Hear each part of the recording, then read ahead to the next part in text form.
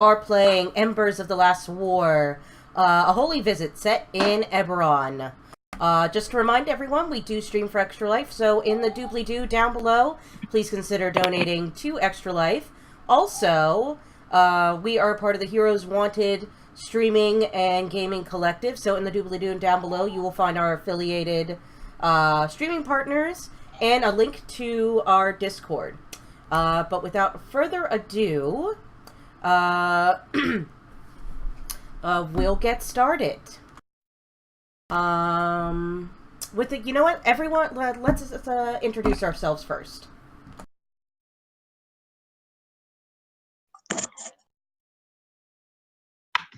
I'm Jalila, and I play Siren Moon Whisper, a fighter who is a wood. Hi, I'm Ian. I'll be playing Mash, the Warforged. What did I do? Cleric, Life Cleric. It's been a while. I'm James, and I'll be playing Chetney Siren Song, the Bard. I'm Craig, and I will be playing Drathorn, the half-orc Beastmaster Ranger, with his trusty Pteranodon companion, Amelie. Thank you all for playing with me today. Oh, thanks. Oh, shit! Go ahead. And I'm Dustin. I'm playing Volute the Sorcerer.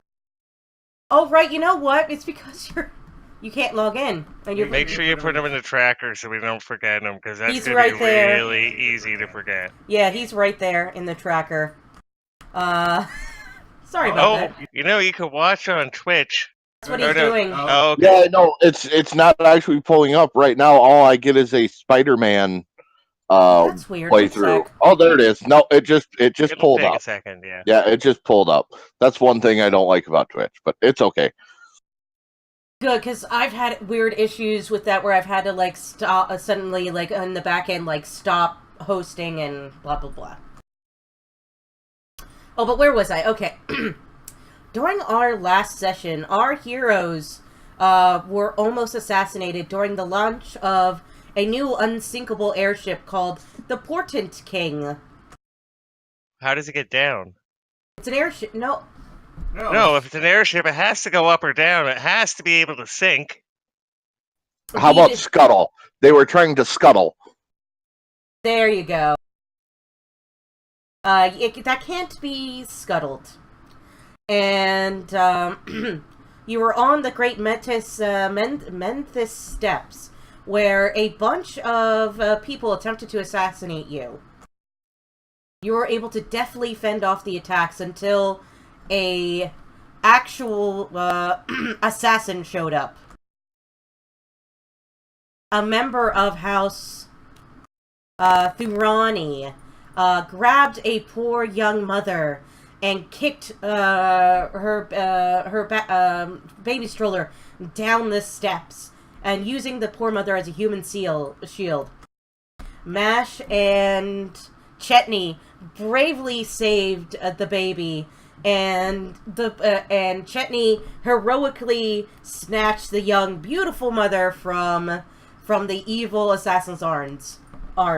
You're able to knock out the assassin, interrogate him, figure out that someone at the Silver Mist Inn hired him to kill you. The young mother's name was Erin, took you to the Silver Mist Inn, and from there you investigated. You found that it was all kind of a bit of a setup. You were able to get in by tying up Veluth, who is wanted by the Boromar clan for blowing up their main abode, and bringing him in for a bounty. Veluth was then drugged and tripped balls for about an hour, in which he saw details of the launch of the ball that launched the Portent King and some inter-house intrigue, and overheard Merrick DeCamp talking with one of his advisors about a plan and how everything is going going. Everything has been in place. You further search the residence. You discover that Merrick DeCanth was basically raised by a sociopath that killed all his. Not only put him in an orphanage for a year so he could learn what it's like to be poor, but then when Merrick befriended some of the orphan children, had them all killed. You finally met Merrick through a magic mirror, and then he sent a new type of Warforged out to kill you. You were definitely able to defeat it and survived another day.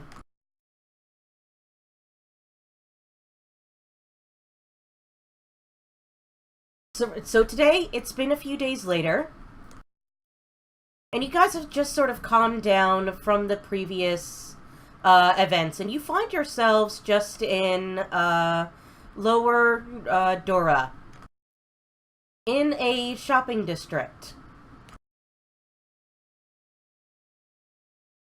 What do you guys, why would you be out shopping on a day like today? I'm running low on eggs. You're running low on eggs? Dreadhorn just lives in this district. Alright, so you, okay. I'm solar powered. Okay. I'm picking up components for spells. I'm just out for a lovely stroll.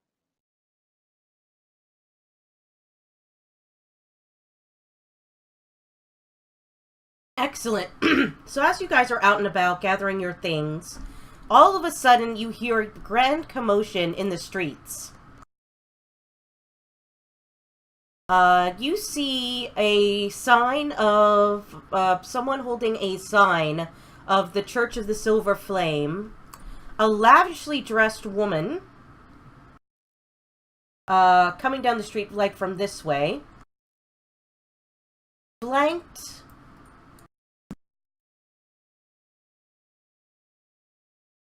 Oh, can you reshare the map? Because I got in late.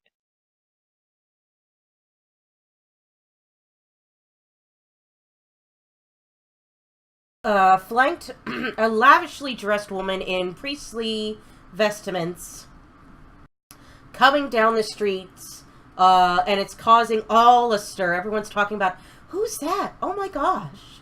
Blah, blah, blah, blah, blah, blah, blah. They come down the street until finally they stop in a plaza in front of an inn where a dais has sort of suddenly been built. Or was built earlier. You see this woman definitely go up the steps and begin to speak to the throng of the crowd. Hello, I am Bishop Evangeline of the Church of the Silver Flame. We have traveled here from Thrain to represent the church. High Cardinal Crozen seeks to improve the lives of Sean's citizens and has sent us in his stead. Over the coming days, we hope to get to know you and illuminate Laura Dura with the church's enduring flame. But first, a gift.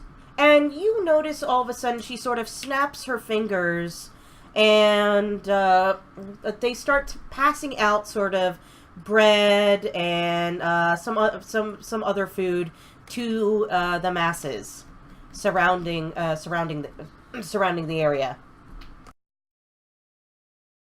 And everyone's like, "Ooh, oh no, how very nice, how very nice."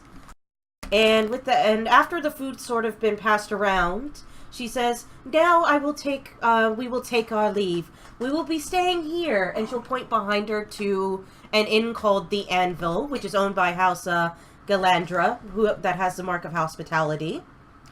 If you need any assistance, please notify us at once. Thank you. And with that, she will step down and head into the inn.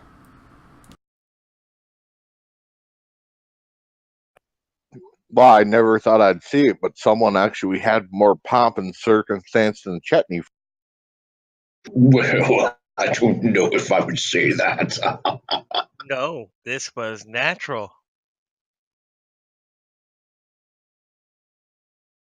After, like, sort of just talking about the spectacle for a few minutes, Dratorn, someone comes up behind you and says, Sir Dratorn, Yes? can we talk privately for a moment? And she will sort of roll up her arm and show you her very sort of stealthily show you her dragon mark, which you will recognize as the mark of House Medani, which has the mark of detection. Can I? Oh. Yeah. Can we head over to an alley for a moment? Certainly. All right. Lay on. All right. She will pull you into an alley. Start looking around, like almost like she's afraid. Someone's following her. You notice that she is a half elf, and she has a youthful face and wears her dark hair is cropped into a curled bob. She'll look up to you and say, "Did you see that whole display there a few minutes ago?" How could I miss it? Indeed. I'm beginning to I have my doubts about these emissaries.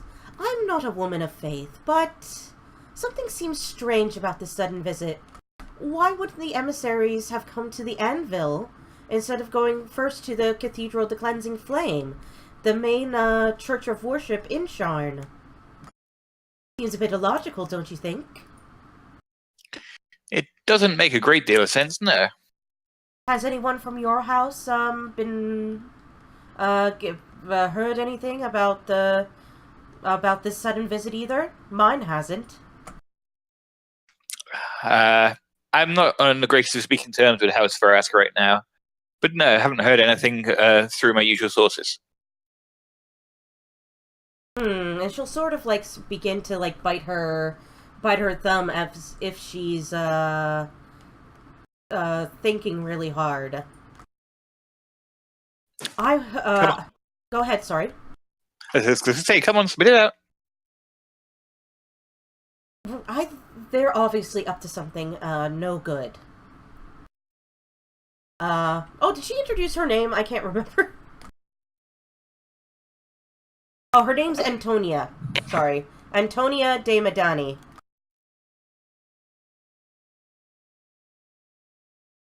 That was the name of the speaker? No, Antonia is the name of the person you're talking with right now. Okay. Of House Medani. Sorry, she should have said her name right away. She says, right now House Medani is stretched thin all over Brayland. We know something is afoot, but we couldn't quite put our finger on it. We don't quite have the resources right now to do a full investigation, but you and your friends... I heard what happened over at the Silver Mist. You seem pretty capable. Do you mind checking this out for us and sharing a bit of information?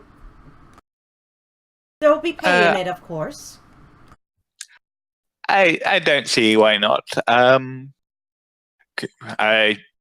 want to see if she's being entirely truthful with me. All right. Something about. So that'd be an insight check? Yes. Oh dear, I don't have good insight. That's...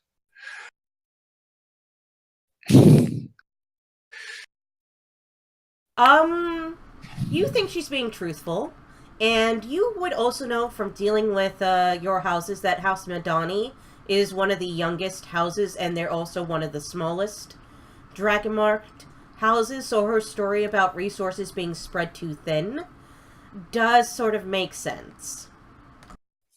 Okay.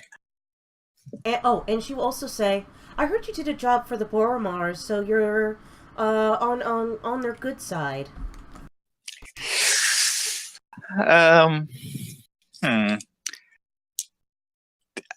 Not as ideally good as we could be. There was a few minor disagreements last week.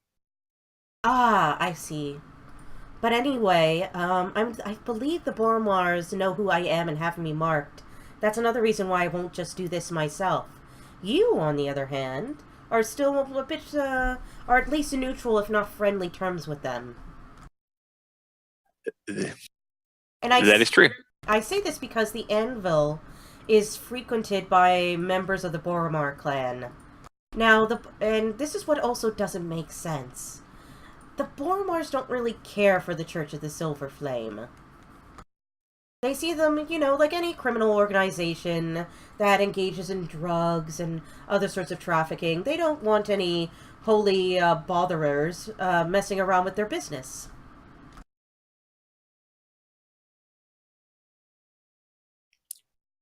Right. Right, so that makes it doubly weird that they would stay here. Is this, it makes me think, is this the Church of the Silver Flame trying to stamp out the Boromars as a part of some holy mission?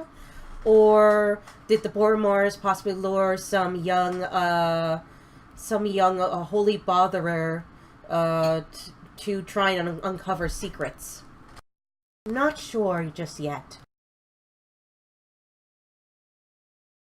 Right.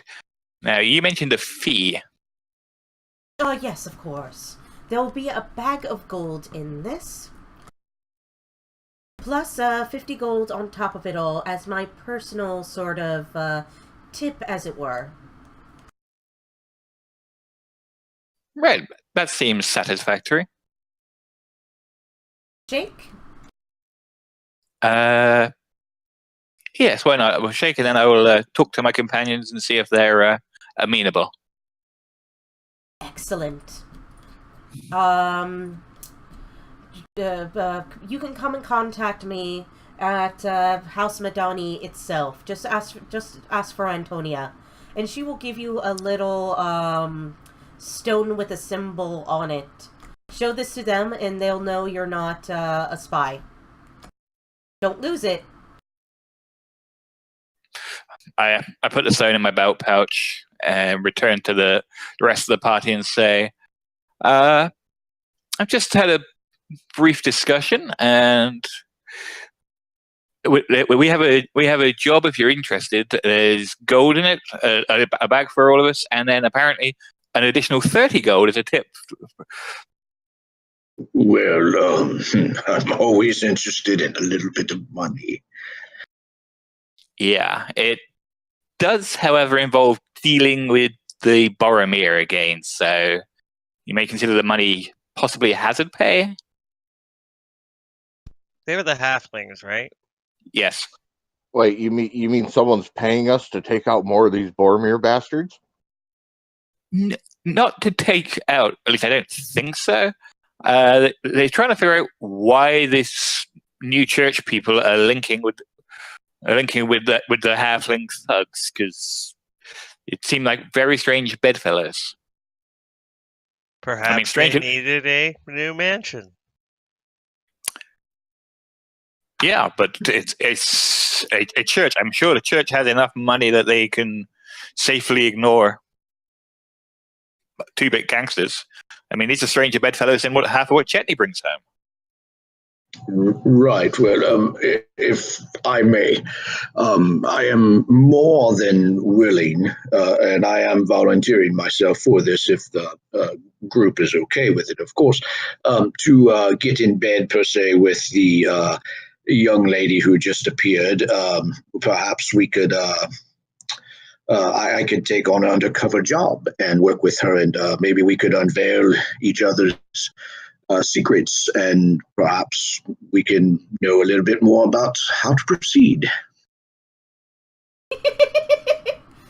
Oh, that hot woman.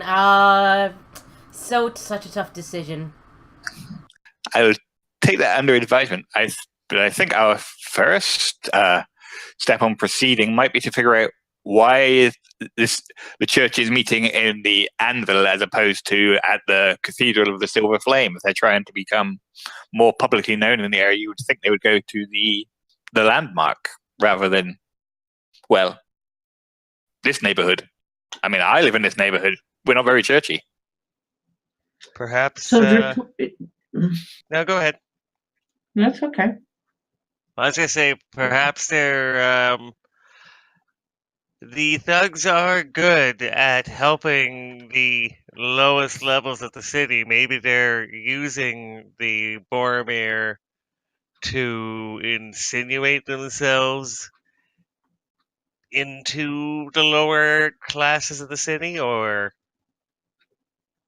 yeah. I was thinking similar lines, but more that the Boromir were using them to hide something that they're trying to do, so all eyes would be on the church and not on them. Or perhaps it's just a matter of, I mean, clearly our opinion of the Boromirs is not very high. Maybe they're there for a prayer session and perhaps trying to convert them into a different style of life. To be fair, their opinion of us probably isn't that high either, since we did technically blow up their headquarters. No, we didn't. Well, I mean, No, that's not we really did what not happened. blow it up. No, we Nope, did not. we didn't. We just didn't stop it. Well, I mean, and speaking for myself and Velut, we weren't even really there. We were more of just dining, whining, and excuse me, speaking with the people upstairs. I mean, what happened downstairs? It's like Whining, Vegas. dining, snitching.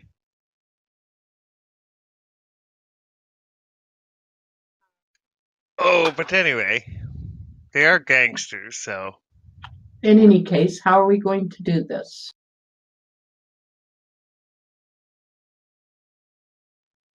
well, I mean, I'm good, Steph. Thank All right. we could I mean- hire the gangsters from before that were trying to blow up the Boromir. Well, I think they're the Durusk. See Might if they I s- mind doing it again. Sorry. Might I suggest a much simpler beginning that I think most of the party will approve of? Let's go to the pub. Let's go. Let's all You're go buying. to the pub. I As don't mind just knocking on the door and asking to speak with the bishop. It's not that hard of a task. Well, they did Hard. just try and make themselves endearing to the general public. Let's go give them the general public. And be quite endearing.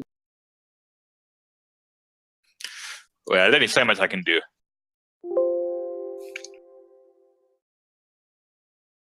Give Let's me go 2 in. seconds.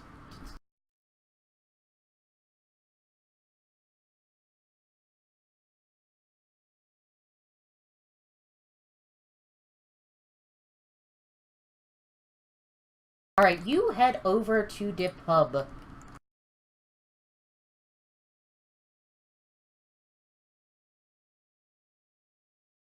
I'm gonna go ahead and cast Mage Armor on the way there.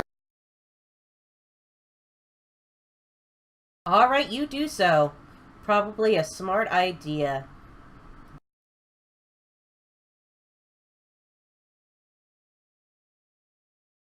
I'm going to leave the Pteranodon outside, just circling the roof. Okay. And I'll be going to the nearest lady. Oh, Steph, bad news. What? I threw a D20 for my wild man. Uh-oh, what'd you get? 20. Like right now? Yeah, when I cast Mage Armor. All right, you're honest. Roll on the table.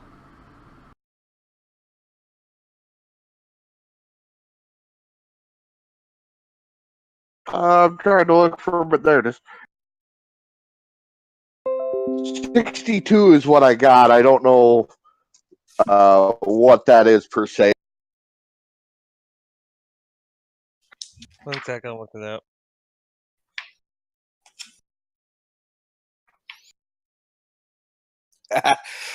Oh. For the next minute, you must shout while you speak. You must what? Shout when you speak. That is not what I thought you said. Wah, wah, wah, wah, wah, wah. Can you hear me? Well, that's going to help the stealthiness. Well, and his pickup lines.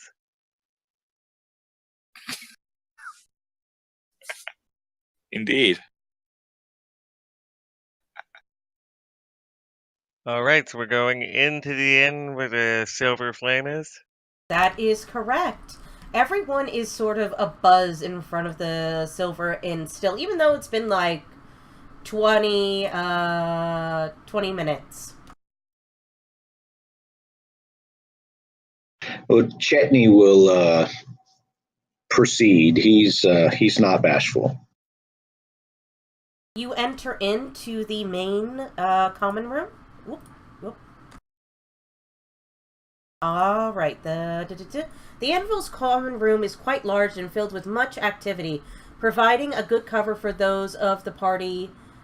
Providing a good cover for the party. It's very much sort of it's very clean, and it's very much speaks to House Galanda. You would know this as a part of the world. House Galanda has the mark of hospitality, and as a result, they own all like a good chunk of the inns and restaurants and other sort of hospitality industry stuff. And you could tell it's very clean. It's almost like walking into a McDonald's, but like a classier McDonald's that's also an inn, if that makes any sense.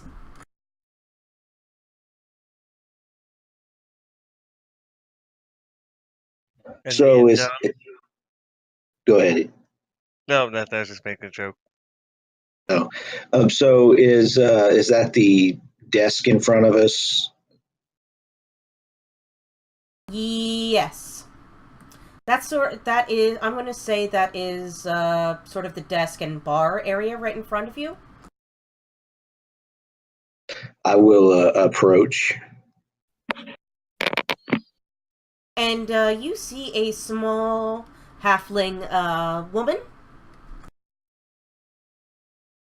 who's older, and she's like, "Oh, hello, how are you? Welcome to the Golden Anvil.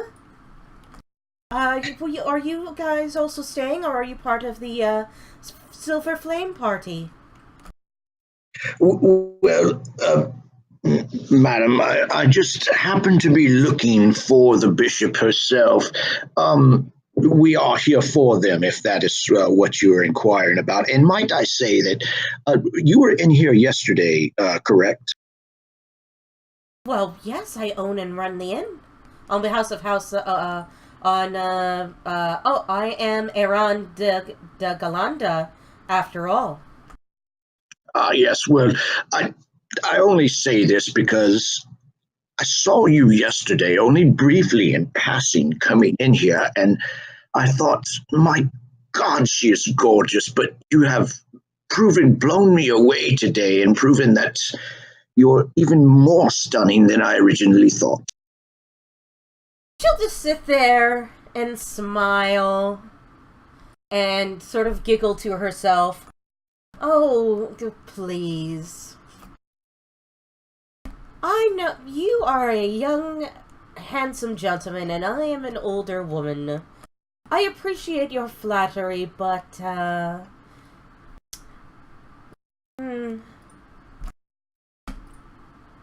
what are you after?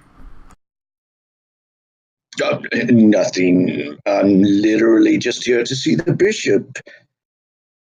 Ah, yes, you literally just want to see the very pretty young bishop that has just blessed my establishment and paid handsomely, not only for her rooms, but for drinks for everyone at the bar. Well, then, I suppose that we might wait for her at the bar. Indeed, she has asked not to be disturbed. She said she had a long journey coming in all the way from Thrain. But, you know, you seem like the adventuring sort, aren't you? Are you? Well, I am adventurous, if that's what you're referring to. Well, maybe I can get you in after you've proven your worth. And what must I do? I have two things for you. Now that the bishop is here, I want you to do me... I need something solved. Every couple days, there's been a strange explosion coming from an abandoned workshop nearby called the Mason's Tower. I would very much like you to investigate and eradicate the problem, especially now that the bishop is here, and she will be seeing all sorts of important dignitaries and the like.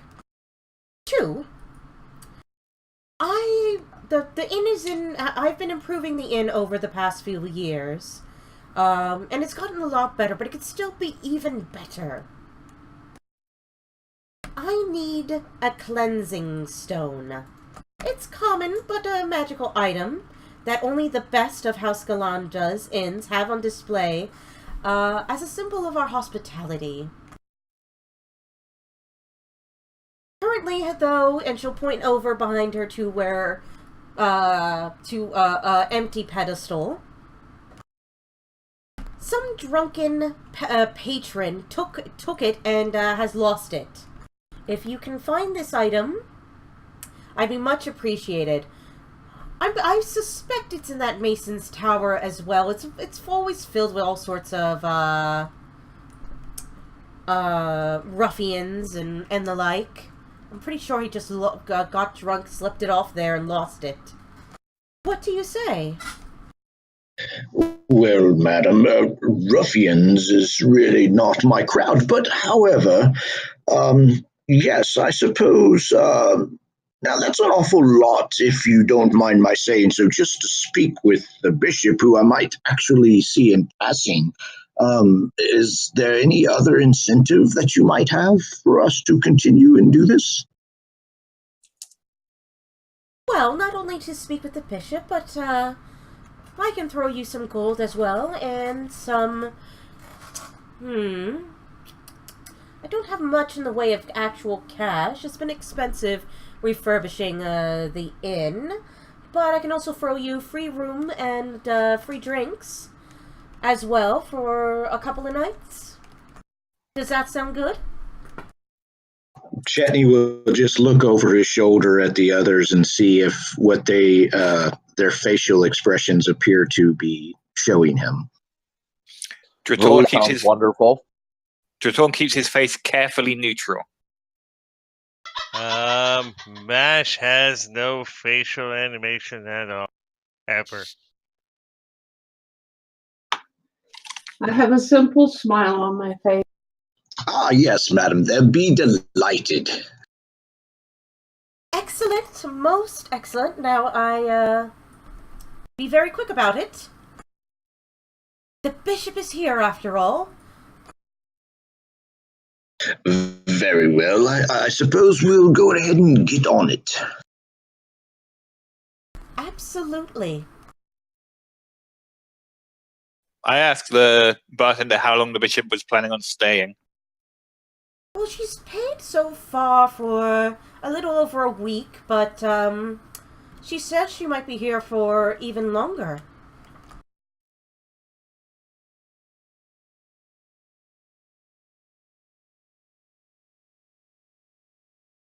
Thank you, ma'am. Yes, I do hope she's here for a long time. I mean, this common room is busier than ever. And you can see that pretty much every table is full. There is a professional bard in the corner. And everyone seems to be having a really good time. I'm gonna mean mug the bard. You're gonna what? I'm gonna mean mug the bard. Mean mug? Just what? Give him a look. What Yeah, give him a look. What instrument is that bard playing? He is playing a harp. I'm gonna summon my mage hand, and while he's mean, is the other bard mean mugging Chetney? No, he just sort of looks you over, nods, and then continues playing. He's seen it before. Chetney, get his attention. You want this guy's attention? Get him to take his eyes off Ooh, his harp. You're getting I'll really let you get robotic. You're getting You should really play a robotic. Warforged. There we go. Phone move just a second. No, I want Chetney to get his attention so I can untune his harp. You know what? Both Valut and Chetney and Siren. Roll me... Oh, and Mash. Roll me a history check.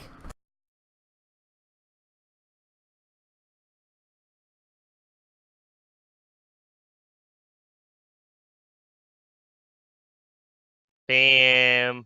Holy crap! You all rolled so high. History Professor Mash. Mash, you look over and you're really skilled at looking at faces. You recognize the bard. You recognize the bard, and that the bard is from House, Oh boy, I always screw up the pronunciation of this one. Fjarlin. Who hired you during when we played Jack of Daggers to get some blackmail. It's why he sort of nodded in your direction. You didn't recognize him outright at first, because it's very obvious that he has changed his hair color and put on a bit of a disguise, but Mash, you can just see through all that sort of superficial stuff that other humanoid races see, and get right into his facial structure. It's like, that's the same guy. Or that's one of the guys from House Fjarlin. I will tell everyone that. I whisper it, of course. Yes, no, the party. Yep. So there seems to be more going on than you even realize.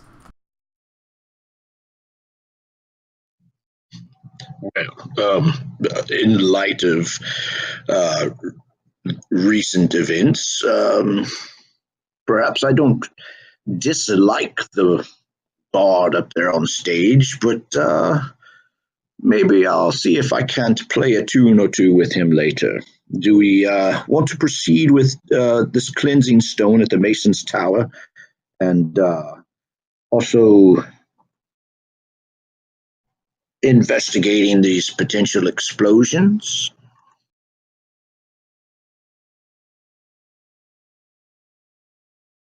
I believe that's what you promised to do. So let's head down. Where do we head first for that?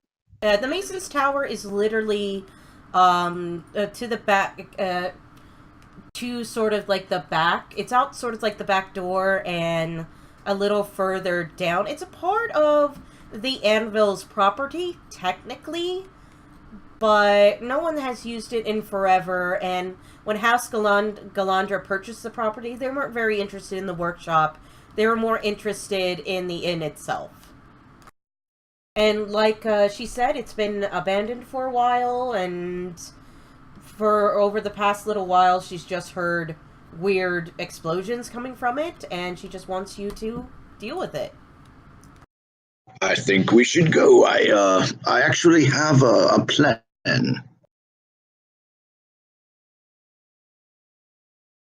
Oh, really? Yes, I will take out, or actually, I would say, madam, you wouldn't happen to have some ink, a quill, and a piece of parchment, would you? I whisper in your ear and I say, "Don't you have that with your forgery kit?" And I'll whisper back and say, "Shut up, it's free." And she will go, yes, right here. And it'll actually have a symbol of the golden anvil on it. Very much like you would get in a modern hotel. Even better. And I will go ahead and work up some documentation for request by the anvil for building inspection on the Mason's Tower. The what you say? A building inspection for the Mason's Tower? You said it's owned by the anvil? Well, yeah, the anvil is the inn you're staying at. Right, and you said it's owned by the anvil, correct? Correct. Yeah, so I will have a document stating that the owner of the anvil has requested an inspection of the building in light of recent events with explosions, and I will be a building inspector who will be trying to investigate that along with my team. Oh, yes, of course. Do you want me to roll for that? No, that's simple enough because she has given you verbal consent. It's not that hard for you to draw something up just to make what she said in like a little formal and yeah, I don't think you need to roll. You can just do it. And I will show the document to the party so that they can be fully aware of what my plans are.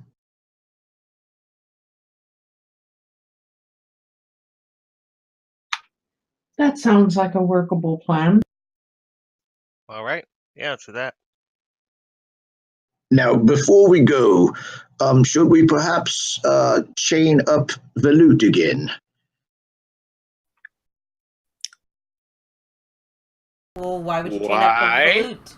Yeah, why? What did I do? Nothing. I just thought that he looked good in chains.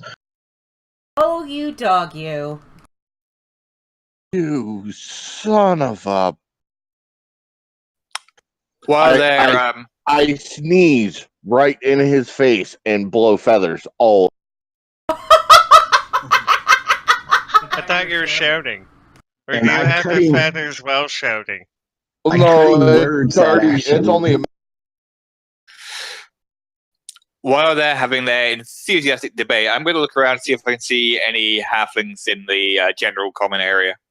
There are actually loads of halflings. That's racial profiling, dude. No, it's owned by a family of halflings. Just because we're looking for halfling gangsters doesn't mean every gangster you see is a halfling. I mean, every halfling is a gangster. I'm looking for the particularly tall halflings. Oh, okay. Roll me a just for our perception check. Oh, wait, wasn't the Pteranodon's name Alice? No, Emily. Oh, damn Emily. it. That could have been an Alice in Chains joke. Oh, well. Emily Yamira, in fact, according to my character sheet here. Nice. Alright, with the 15, you take a look at the inn, and a lot of the people are partying and, you know, enjoying their free drinks and chatting excitedly about this brand new bishop that's just showed up into the neighborhood. But you notice in a corner there are a group of halflings. I'm going to say...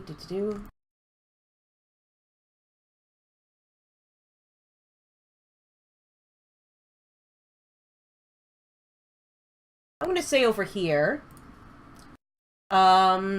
Sort of just, watching everything that's going on in this common room. You know what, over here might be better. Watching everything that's going on in this common room and staring daggers at both Chetney and Velut. But they're trying to be very nonchalant about it.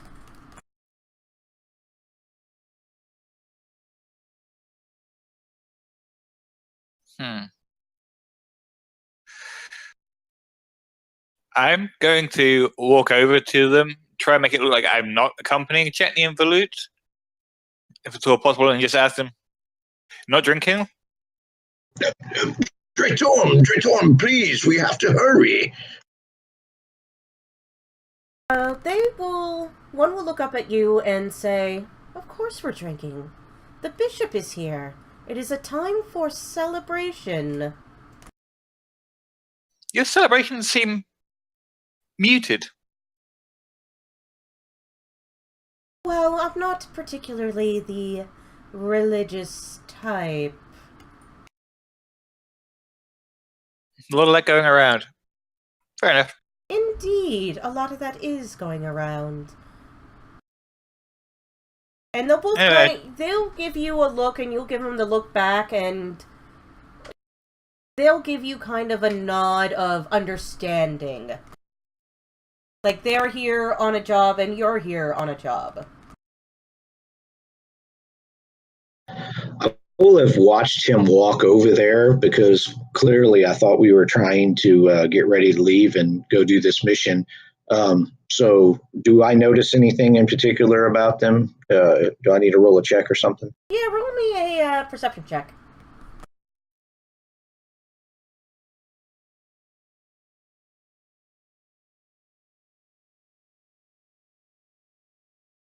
You get the sense that they're looking at you, and you're getting the sense that they might be Boromar agents.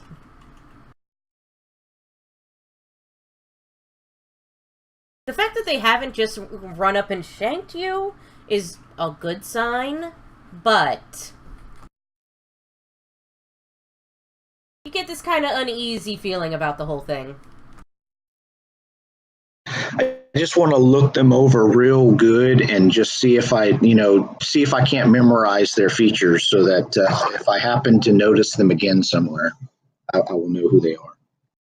I'm going to say, roll me an insight check to see if you, can, commit their particular looks to memory. Oh, dear.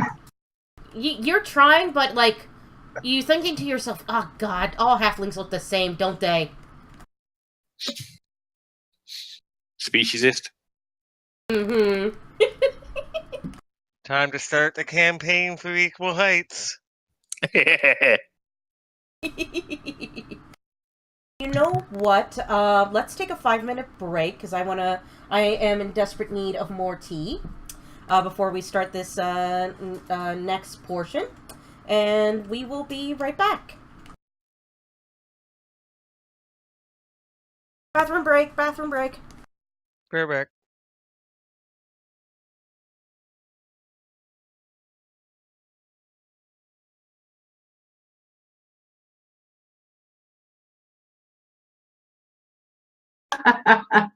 That's a good one.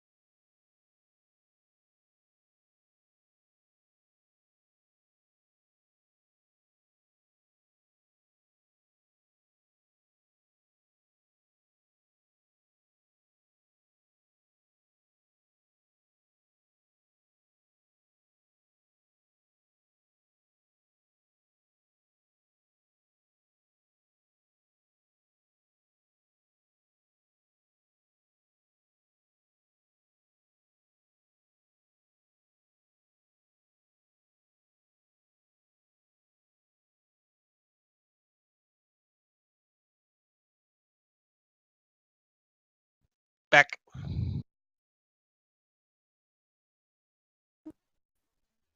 Still haven't left. I have returneth. What's a good level 1 or 2, or challenge rating 1 or 2 D monster? Has to start with a D.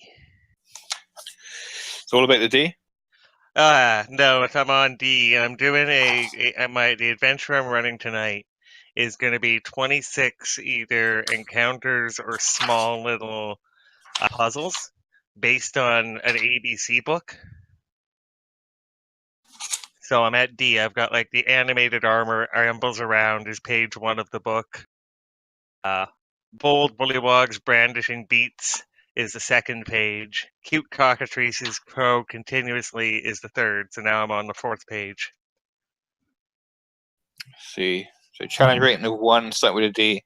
Dryads, direwolves, Oh, direwolves. death dogs. It's supposed to be a kid's book, but it's a kid's book in a fantasy world. Dryads, then maybe. Yeah, Slowly going through the list. Yeah, dryads, death dog, direwolf.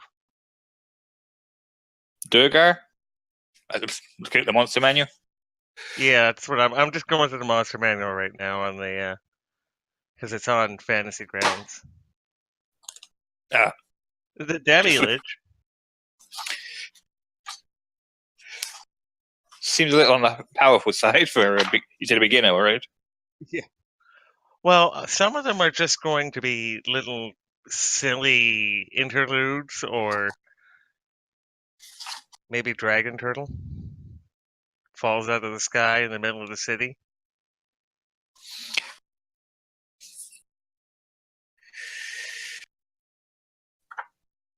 It's going to make a joke about having an eagle for E after that, but I'm not sure an eagle could carry a dragon turtle.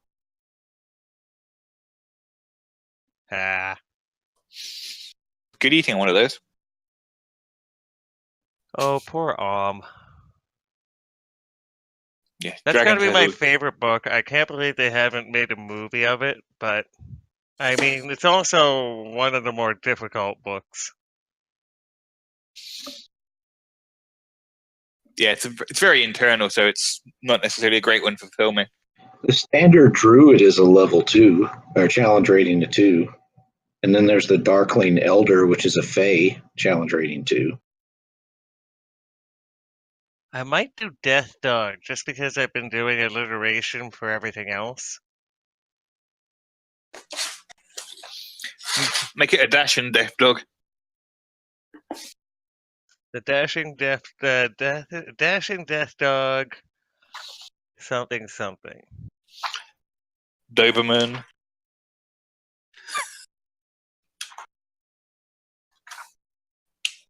Deals disease.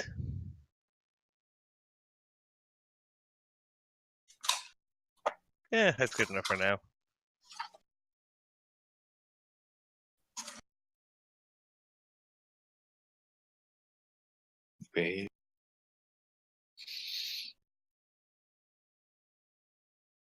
Make it the disease-dealing, dashing death dog of Denmark. What's a Denmark?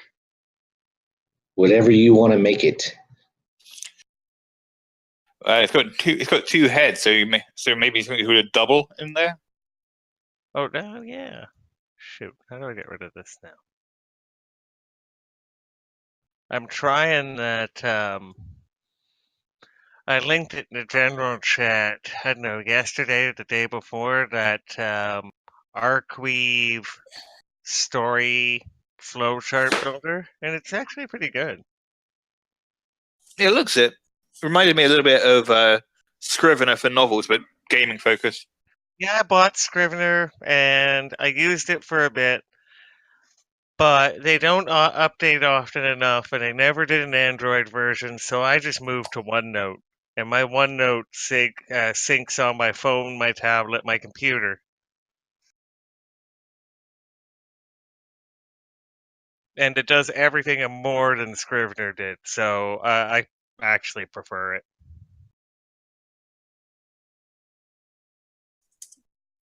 Also, they charge like $50 for Scrivener. I've only ever seen it at 20, but I've only ever seen it as a NaNoWriMo award, so it's always at half price. I might be exaggerating, and it might have been I got it at half price, but it's normally 50.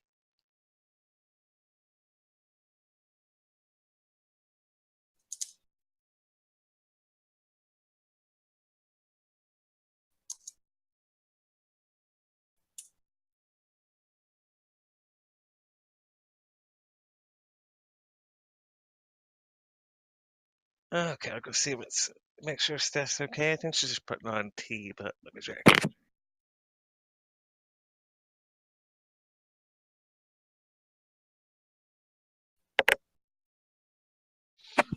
I'm here just laughing at all the memes popping up for the intermission.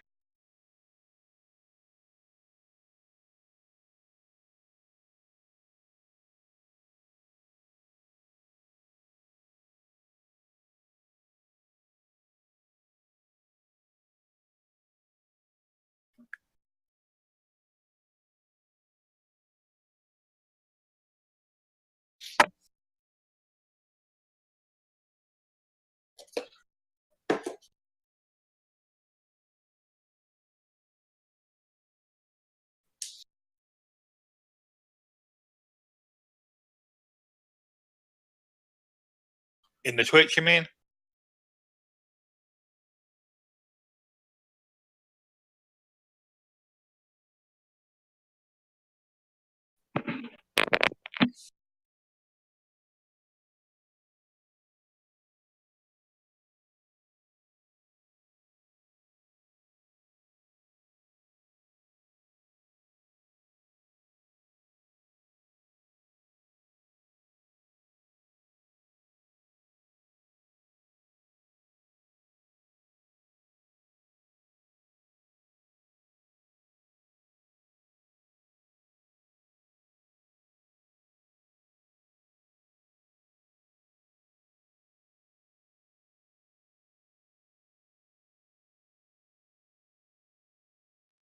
Got it. Dashing Death Dogs disassociate duel. And Wait, then what? they have them arguing. Oh, the two heads arguing with each other? Yeah.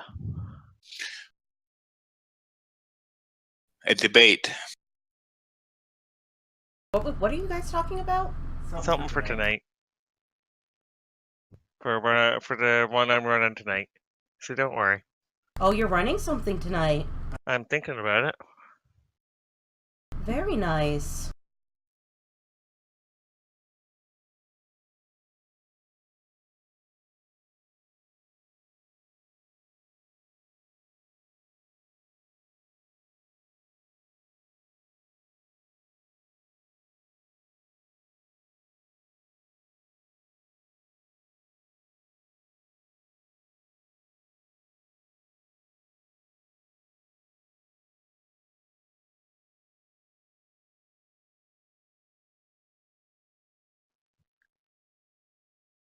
Alright, I am ready to go. Is everyone else back? I'm here. I'm back. I'm here. I believe we're all here. I'm here. Okay, so you guys have finished up in the anvil and head out to the Mason's Tower. Now you go out, she tells you, oh, it's around the back, follow the steps all the way, and follow the steps up. And you realize after sort of going around and around that this Mason's Tower is almost like above the anvil almost. It's actually kind of strange. You go up and up and up, and then all of a sudden you see this tower. That last one did not load for me. Which one? This map? The one you just sent, it disappeared. It disappeared. Yeah, I got a little error thing and then it just disappeared. I shared it again.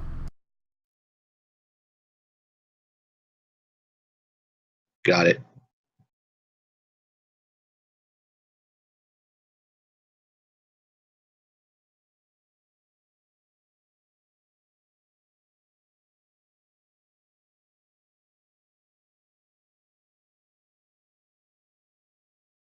And that's how amazingly big this tower is. You can tell it's a bit run down, and when you enter the tower, you realize that there's a spiral staircase in the middle that appears to have been a bit wrecked.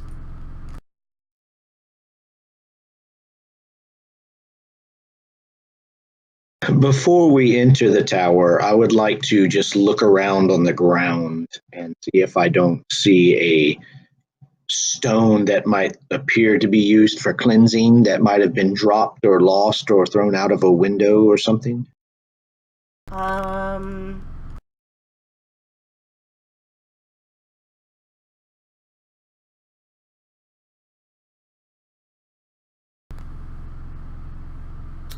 You don't see anything on this bottom.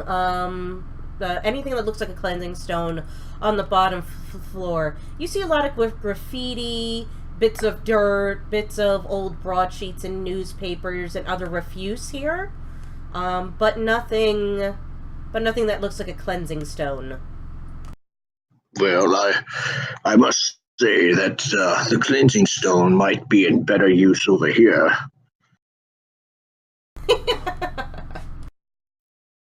So what do you guys do? Well, I'm we gonna knock can't. on the door. The door isn't closed. It is open gently.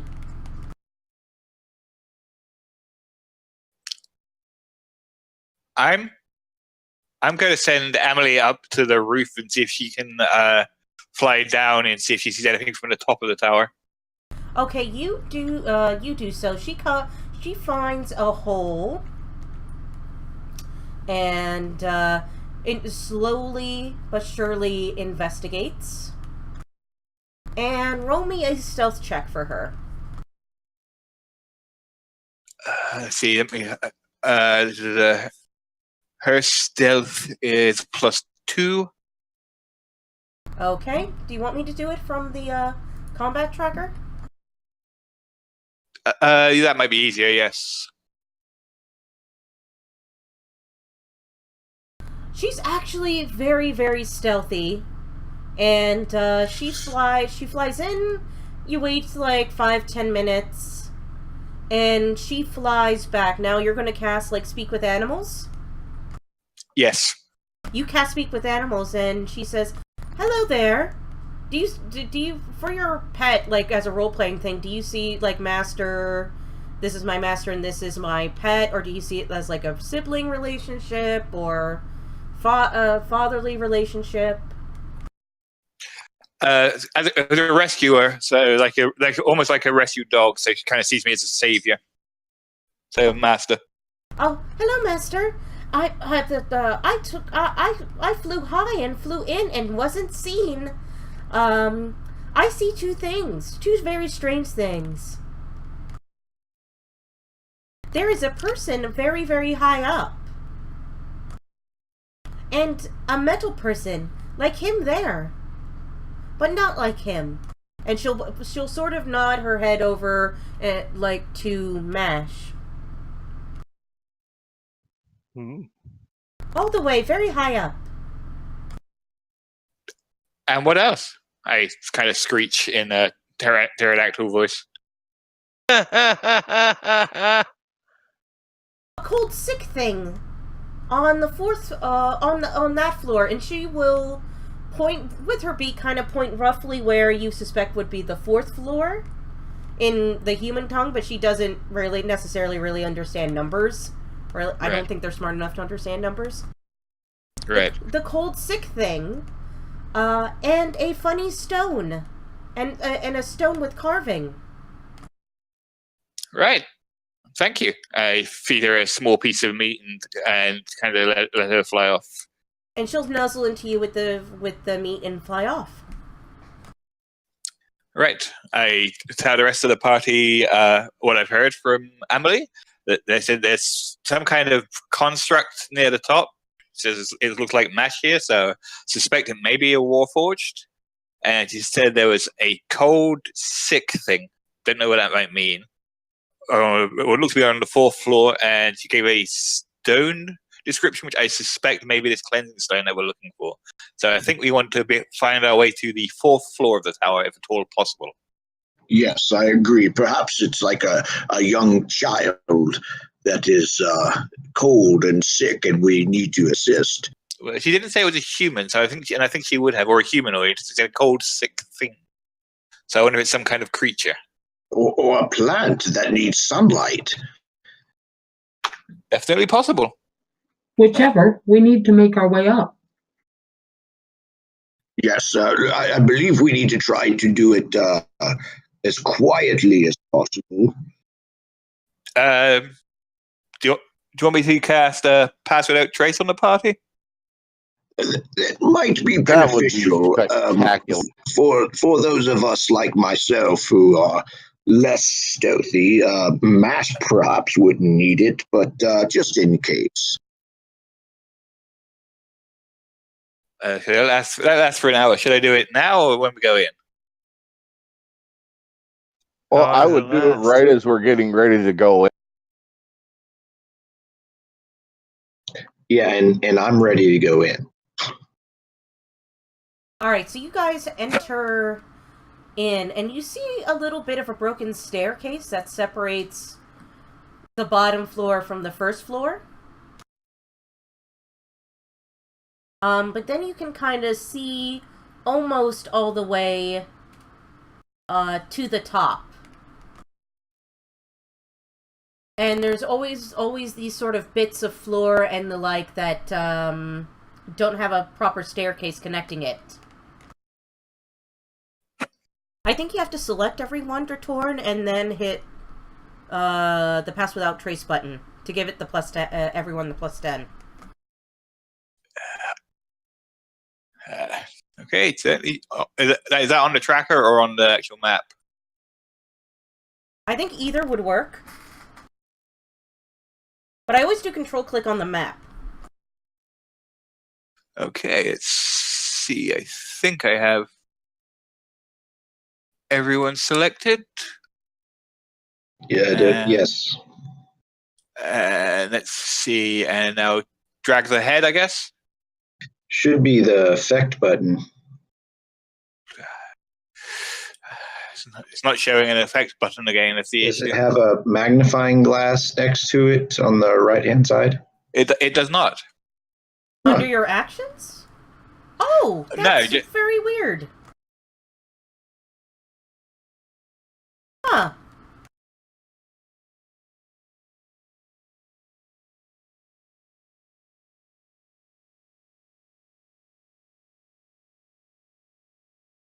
Very weird. Okay. You know what? We'll just manually add a plus 10 to everything. That would be easier. That is going to be easier. Oh, that's weird. I just dragged it. Manually I don't know if it did anything. It shouldn't have. Okay. Yeah, no, it didn't add anything, but it's easier for us to manually add a plus 10 to all of our self checks, our attack rolls, damage, all that good stuff. Okay. Alright, so you cast Pass Without a Trace, and you all feel pretty stealthy, and you notice that in the little bits of dirt that do surround this tower, you guys aren't really leaving that much of a trace. Hence the name of the spell. Like, you press down on, like, some mud, and it only leaves a very faint impression of a shoe, and not, like, a strong indentation.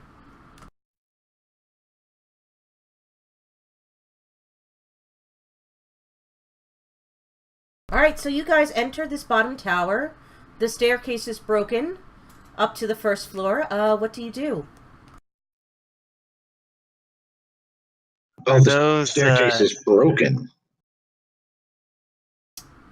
The bits that don't have... You see how, like, part of the map has... the outlines. The outline... Yeah, the ones where it's an empty outline are broken steps that you don't think could hold your weight. and the rest seem pretty sturdy. The ones that are colored in versus the ones that are not colored in. We need to find a P button to push down, then it'll appear. Oh wait, that's Mario. Are those I thought you meant a parking elevators? garage. They look like elevators. They do look like elevators, but I'm not seeing anything in here. That There's says even a winch at the top. Could we do like could MASH like toss somebody or give somebody a boost with a rope Yeah, that up shouldn't be to too the hard. actual stairs? Yeah, I think so, because Mash, you're like, what, almost 8 feet tall? Yeah, I'm big. You know what? Yeah, sure. Who is going up there with the rope? If someone will hand me the rope, I will attempt it. I'll give Chetney my rope. Just one end of it, though. Okay, I'll boost them up. Do you want an athletics check or a strength check? You won't need to do a strength check, I don't think. You're, like, just so large. You know what? I'm going to say you guys are able to do it. And you are able to get Chetney up there. Chetney, though, make me a quick dexterity check, just to make sure you are able to sort of not fall down while securing it. It's still, even these steps here are still a little bit rickety. You do let out a bit of a squeak, but you are able to sort of right yourself. Excuse me, I was struggling there. And I'm gonna say you find a place, like a sort of a metal hanger-on, a metal hook to tie the rope in tightly, and then everyone else slowly but surely climbs up the rope.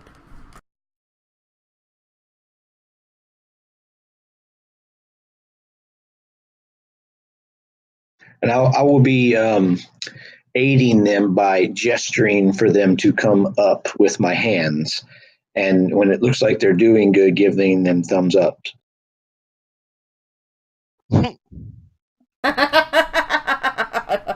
Very helpful. Very, very, very helpful. I'm gonna say you guys all make it. There's no point rolling an athletics check to go up a rope. Basically, you guys are just gonna keep doing it until you succeed anyway. So with some effort, you all are able to do it. And you make it to this first floor. And you just see again refuse piled about, and what might have been at one time some sort of homeless person's sort of sleeping quarters, but on this floor there's nothing of any real value. Just more graffiti on the walls and body drawings.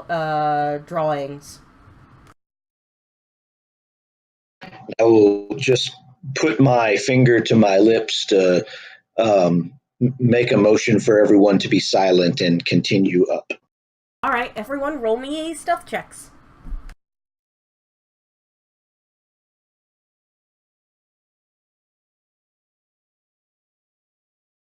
So that's what's a plus 10? Yes. 39. Holy shit, Mash. That's 2, like, crits in a row.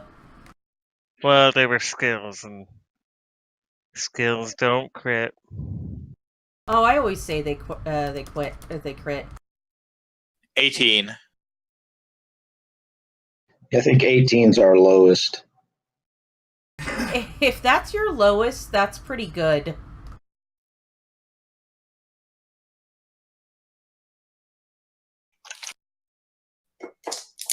Well, I don't know what you rolled for me, but I rolled a natural 17 plus 10 for a 20. Oh, right, I didn't roll for you yet. You know what, I'll take the 17. You guys have passed without a trace on. It wasn't... you had such a low chance of failure at this point. I was waiting for a 1. Okay. How often do you want us to do that? Roll me... You know what, this place is pretty abandoned. There's no one in here. So the 1 is fine, and you guys very slowly and stealthily make your way up to this 4th floor where there's a big star. Is there anything you guys want to do before you ascend to that level? Well, there's no rooms, right? These are just empty floors. Yeah, it's pretty much an empty floor. As you go further and further up, you do find what it looks very much like an industrial tower. Like, almost like, you know how those 1920s sort of factories looked that have now all been gutted and turned into fancy lofts? Yep. It looks like that. So you get the sense that this place was used for some sort of manufacturing decades and decades ago. And Mash, I want to say, Mash, you feel this, and also Volute a little bit. You can feel that this place has, like, a bit of magic throughout it all. So you get the sense that this was, like, a factory making some sort of magical equipment. You can just... For some reason, everybody keeps showing up as targeted on my deal. Even Mine though too. I'm removing it, it still comes up. As targeted? Yeah, I just had to remove everyone from my target list, and then right after that, Dratorm just got added back to it. Oh, has somebody else clicked your token? Because I think if I did this... Yeah, see, I can make you target. So if someone else had you selected by mistake, that could have done it. Yep. Alright, I will go through and just remove that from everyone. Because Return didn't have it. Volute had it. That's so weird. Mash doesn't have it. I did. I turned it off. Oh, okay. That means you were trying to kill everybody. She had a plan where she was going to make us fight each other. One round, one spell. No. So before we get all the way to the top, up to this floor, I do want to listen to see if I can hear this cold thing. Roll me a perception check.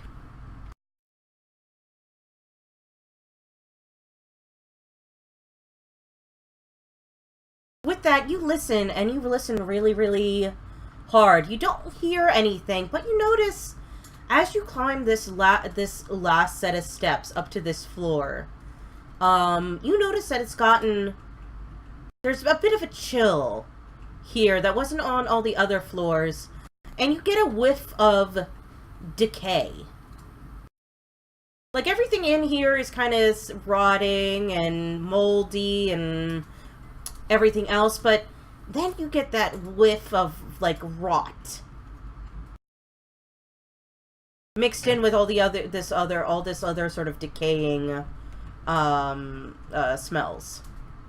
Can I feel if it's coming from one side of the other? I want to say like the cold.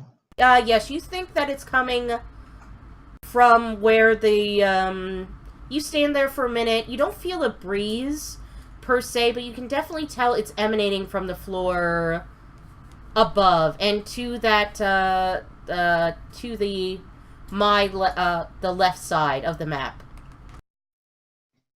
All right, so I will look down at MASH, and I will do like a shivering type deal, make it look like it's cold, and I will point over to that side up there. Do you understand? You understand human shiver when it's cold, right? I don't know. I never thought about it. I also had lost focus there. What did you say before that? The Pachetny looked at you, shivered, and pointed to where that star is on the map. So it's cold? Yeah. It's like shivering, like rubbing my arms, shivering, and pointing over there. I will go into my satchel and pull out a bit of balm for him and hand it up. I will take the bit of balm, He wanted thinking that moisturizer, right? thinking that it's part of a spell that he's trying to cast, and I will throw it up there into that side. Throw the bomb. Okay, you know what? Make me... You know what? No. You just are able to just sort of toss it over and hear a click-clank, click-clank. If I could do a shocked face, or no, surprise Pikachu face. Oh, I'm going to look down at him and give him 2 thumbs up. oh, face palm. Well, there goes the surprise. Well, let's just see if there's any bomb left. You said bomb! No, I said bomb!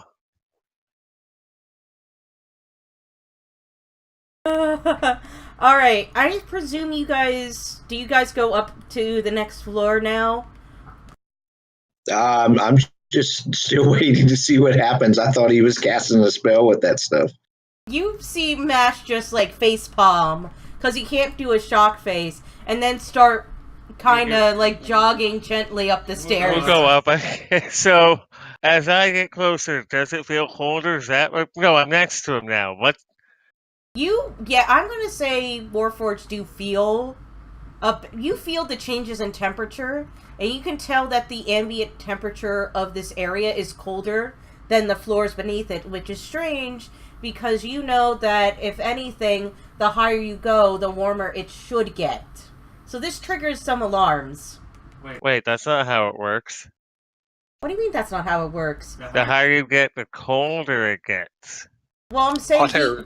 a hot air travels up, though. In a building, but if you go to the top of a tall building, it's going to be colder on the roof than it is at the ground level. We're inside. Anyway. Can I make an Arcana check? Sure. Oh yeah, same I guess.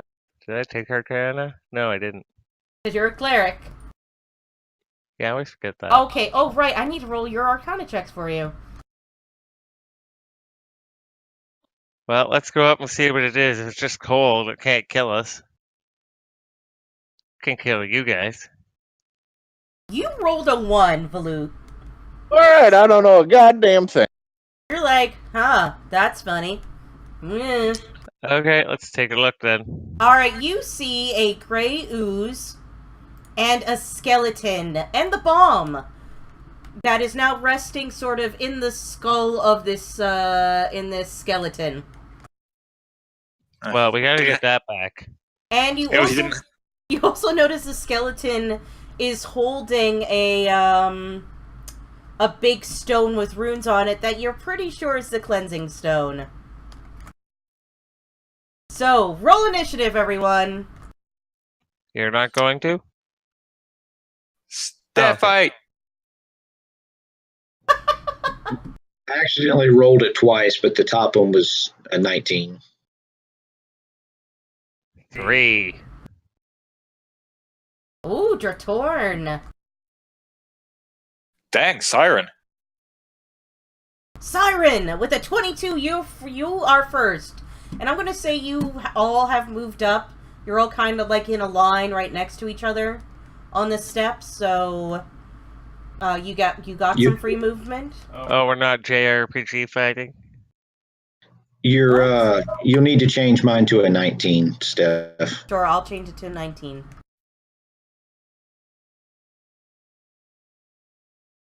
Thank you. Not a problem. Siren, what do you hear Mash and Chetney look up, go, uh-oh, it's a ooze! It's a cruise? Dear. Gray ooze. Well, my position on the stairwell is not really advantageous for doing much of anything other than shouting out, "Let's hurry up and get up there." You can actually move up and move past allies, and I'm going to say you guys are. Oh, I'm going to say you were a little further up as well, just because of the nature of this combat. So you can go through and just be like, "Yo, get out of the way." and we can see straight through the stairwell to the other side, right? Yeah. We don't have to all be on that side, right? Yeah.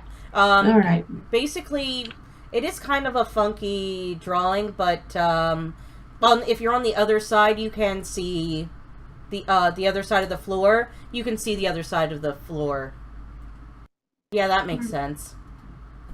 Okay. That's English. I'm going to move up past Chetney so that I can get a clear view of as to what's going on, and I will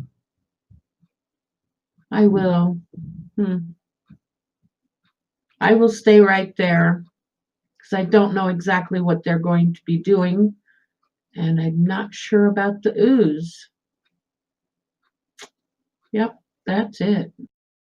And you realize the skeleton has a little balm, BALM, canister sticking out of its eye. Chetney! So Chetney's going to pull out his flute and start playing a little tune. It's going to sound something along the lines of The Devil's Part and The Devil Went Down to Georgia.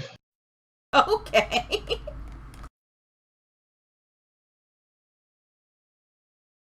Oh, Bane!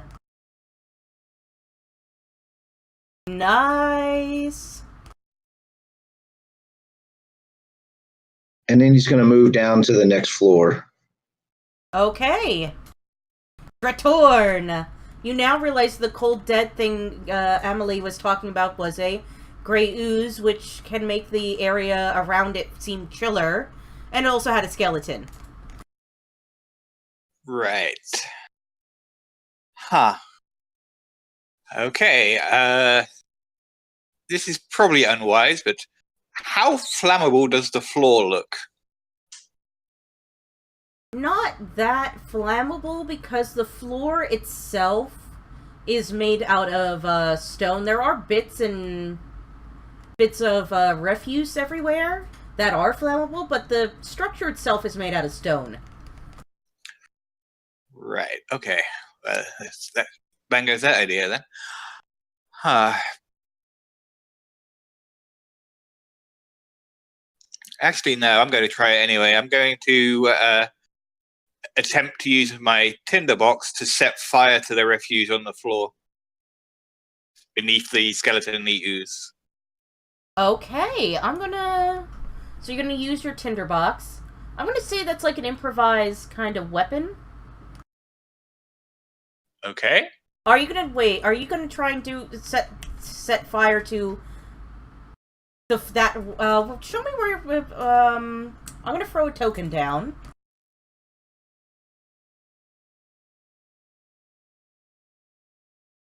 Use that to show me where exactly you're setting the fire. Okay, I'm gonna basically I want to get the refuge near the stairs here, so about there. Oh, okay. You may want to push it further in because the steps themselves are made of wood. It's the tower that's made out of stone. Okay, then yeah, so maybe a little closer to the skeleton. If I can get that close without getting provoking an attack from him. Alright, I'm going to say you just kind of light a torch and throw it. And try and get some... I'm going to say you spend your turn kind of spraying some lamp oil around and then throwing a, torch in. Roll me just like a general... Roll me like a d20 plus your dexterity. Yeah, that's a throwing weapon. To see if you hit. That would just make kind of a bit more sense. Okay. 8. Feel like I may have missed entirely. You spray the lamp oil all over the area, and you throw the torch, but it doesn't really seem to catch. It just kind of it seems that when you threw it, it kind of just fizzled out.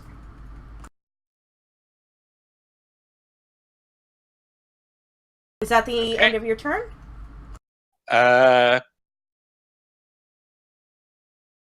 Let's see. I guess I'm going to use my bonus action to Hunter's Mark the skeleton.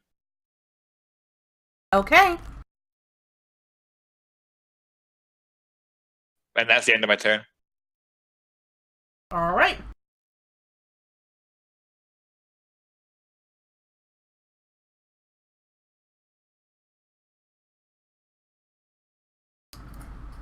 The gray ooze is going to slowly begin to walk over, and Retorn, you're like right next to it.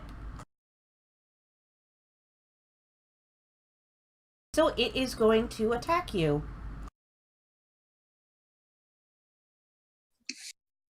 Uh-oh. And it rolled a nat 20. Can I cutting words that?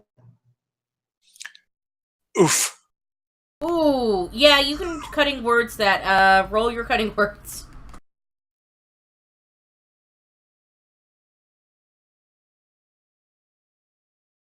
I think you just roll a d8 against it. Whatever, roll a d8, or I'll roll a d8. Yeah, that's what I meant. Alright, so it's not a crit anymore, but I believe an 18 still hits you? Definitely does, yes. Does a 17 hit you? Because you have it has -1 from Bane. Yeah, my AC is 13, so yeah, 17 hits. Alright, so instead of 23, it's going to be 12. Because it wouldn't have the crit anymore, which would double the damage. So, yeah. But then you notice, after being attacked by the Great Ooze, bits of your armor start corroding. And it feels acidy.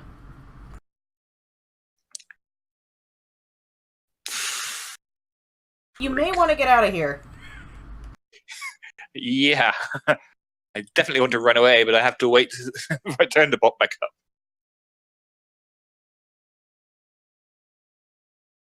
The skeleton comes to life and comes up to you, Retorn, and uses its short sword.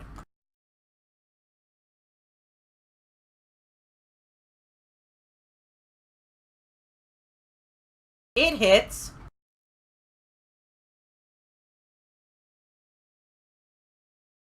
Oh, and it breaks your concentration on your hunter's mark.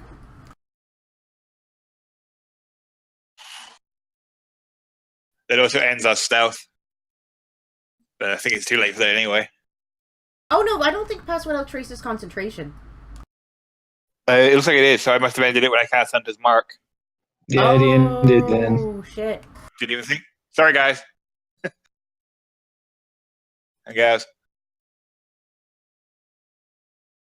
I mean, it's not like we need it right now anyway. There's a fight going on. Baloo. Yeah. I'd like to move up so I could take a throw a chromatic orb at the gray ooze, using my Tides of Chaos to give me advantage on the strike with fire damage. Okay.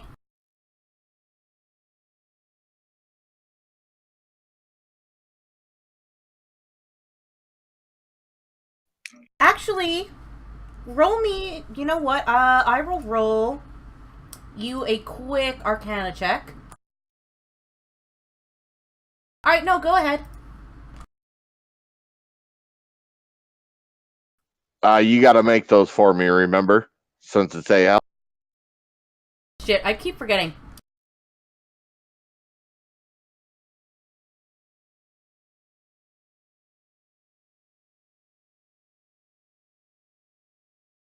I rolled for my wild magic and got a 7 and a 9.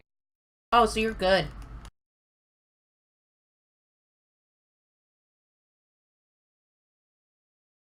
Oh, here's Chromatic Orb. Okie dokies.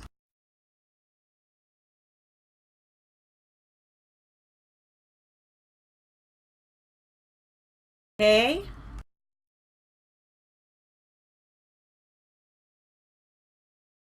You whip up your Chromatic Orb and send it up there. And, and it hits the Chromatic Orb, but avoids the skeleton. But you realize when you threw your Chromatic Orb up there, that it seemed to almost resist the fire. Hint. I'm just going to mention briefly that the floor is also coated in lampo. Does that make a difference with the fire damage? I'm going to say it ignites. But the ooze itself, it using your keen eye and being a hunter and stuff, like, it should be more damaged from the both.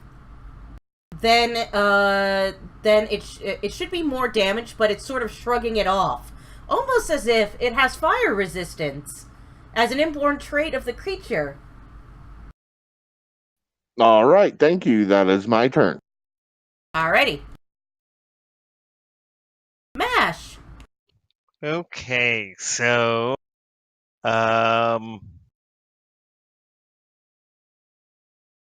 Dratorm is that wounded, right? That's not left over from last week.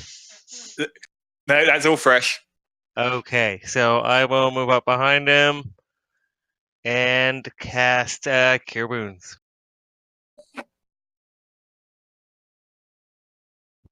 Target him.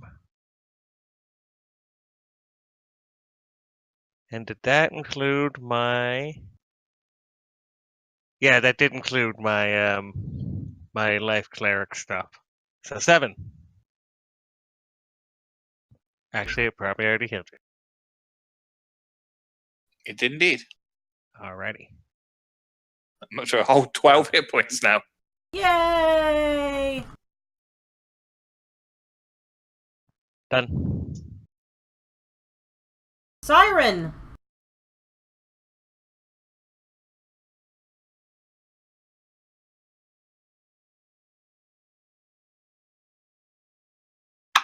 Alrighty, let's see. I will attempt to target the skeleton and shoot my crossbow in hopes of doing some damage. Okay. Nope, not a thing. Nope. All right. I will wait for my next turn. Chitney! And Jetney will pull his flute from his lips for a moment and look up at the skeleton and say, "You're not a complete idiot. Parts of you are clearly missing." And vicious mockery him. Oh, ho, ho, that's a crit!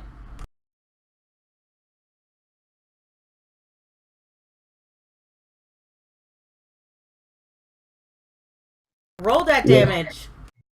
It shows that he had a success. Oh, he saved! It's not an attack. Yeah, Right. he critted his save. I was like, oh, it's an attack. I'm like, well, no, wait, it's just mockery. Yeah, so he saved. Dratorn! I am going to pull a Brave Sir Robin and attempt to disengage to the balcony here in front of Siren. You do so? Let's see, and for my, I guess to finish my turn, I'm going to put my fingers in my mouth and whistle to try and summon my Pteranodon to come down from the roof. Alright, and she hears you and comes in through a window. Alright, and because I have the extra attack, I'm going to use that as her attack and have her try and bite the skeleton. Okay. So I will go here.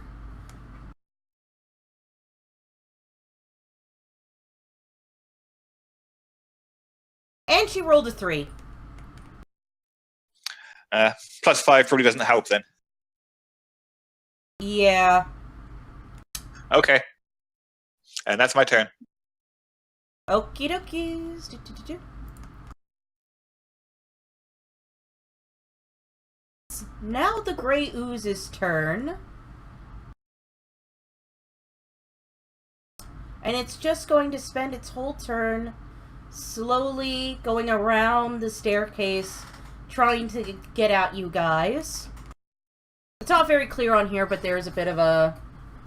But you can get around on this floor. And it just kind of looks like a gigantic from the Blob. The skeleton, however, can actually move pretty quick, and I say, just to make this easier, it's going to go up and attack Siren.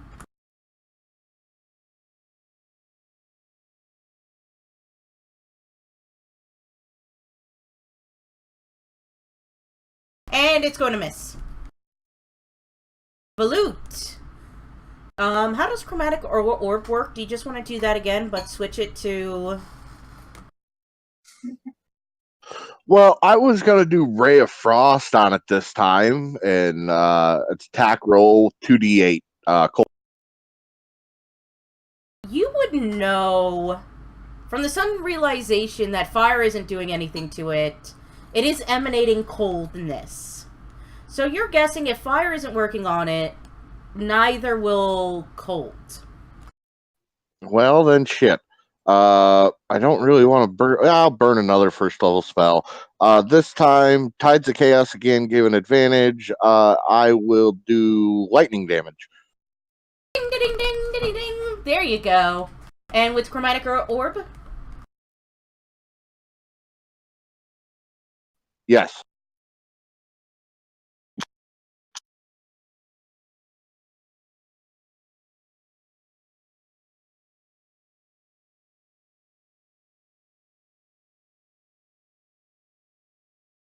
You hit the ooze again. And you kill the ooze. Huzzah! And I'm gonna cower in a corner just because. You cower in the corner. Mash! Alright, so the ooze is dead. The skeleton's still there? Yes. Where is it? On the Torn's head. Try. Did I? That's what Okay, hear me oh, now? there we go. You reconnected, so... Okay, So now I'm maybe trying there's a glitch to... in the system. I was trying to figure out how, because I just got...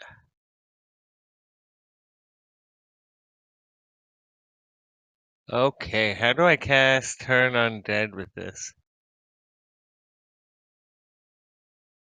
It should be under actions, or in your spell. Yeah, it's not coming up, so oh well, doesn't matter. You also notice that this skeleton looks pretty weak. Like, if you got a good hit or two... 11 hit? 13. 13 is what you need it to be. Okay, done. Siren, you wouldn't know this as a fighter, but bludgeoning skeletons are weak against bludgeoning. That's good to know. Is the skeleton holding that gem, or is the gem back on the ledge on the other side? I'm going to say he dropped it. Because it's actually quite sizable. Okay. Whoa. Oh, very good. Okay. Well, in that case, I'm going to keep him targeted and use my maul on the little bastard. Yay! Yes. That was a good hit. And oh, nice. Okay. And I'm going to hit him again because I can. Yes. Hit! And you kill him. You're just like, go right up to him and go, smash, smash, get down. And he does. And stay down. There you go. And the adrenaline washes away, and you look over the skeleton, you realize that even though most of the skeleton has been dissolved, almost because of the corrosive nature of the gray ooze, you notice that it has a little bit of what you now recognize as Boromar blue on it. Just like a little scrap of cloth coming off of its shoulder. Do you guys see that? It's got the blue of the Boromar on him. Look, right there, on his shoulder. Is it a halfling? Does it appear to be a short skeleton? It appears, does? yes. Could be a child. Yes, it could. It could be a small dead Medicine.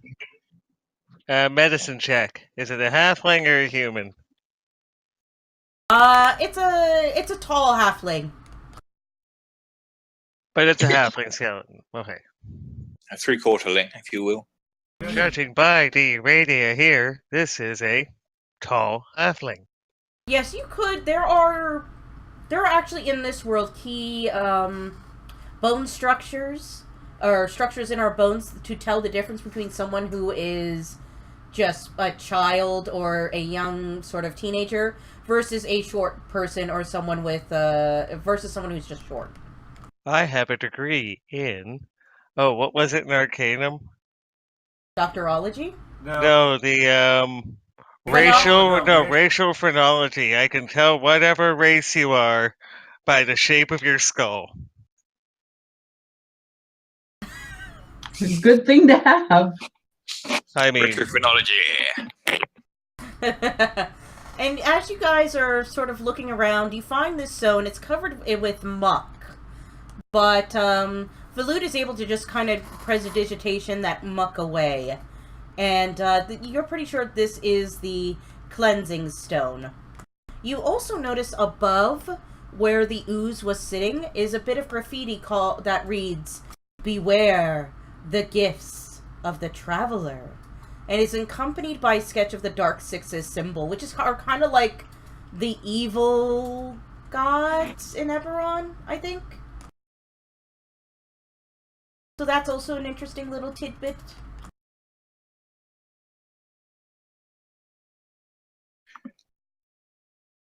Have we seen the symbol before? I think you all would have saw this symbol before. It is a part of the world of Eberron. It would be like seeing a pentagram or something.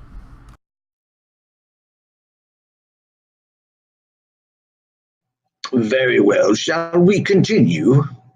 And I would like to look around and see if I notice any signs of an explosion taking place. None on this level. Very well. Shall we continue?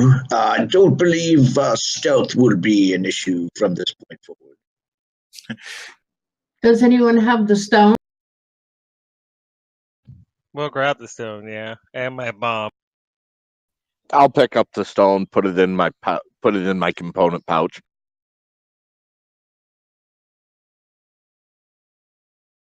Then let's be off. Yeah, the stone's actually quite big. But Okay, Mash I'll put it in my backpack. Yeah, Mash is able to easily pick it up with just how big he is and put it in a backpack.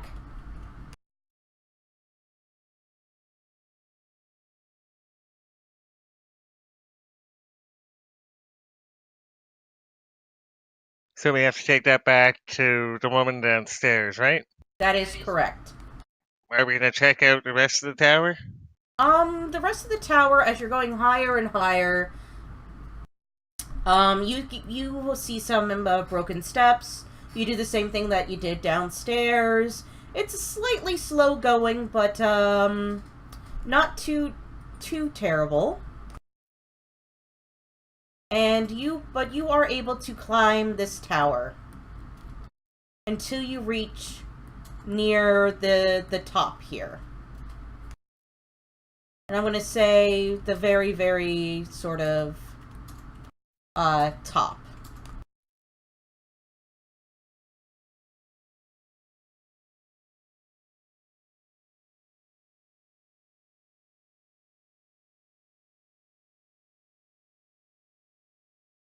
So as we move up there, I'd like to listen again before we breach the top. Okay, roll me a perception check.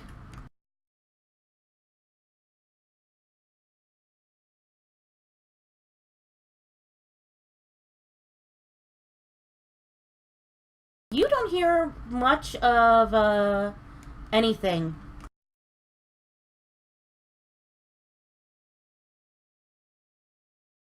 I'll whisper back to the others, who I'm assuming have made their way up there the same way I did, and say, I don't hear anything. I'm going to whisper back that Amelie did say she saw some kind of metal creature near the top. Yes. And a person. And I was hoping that I would hear the person, the creature, but the metal, but I did not.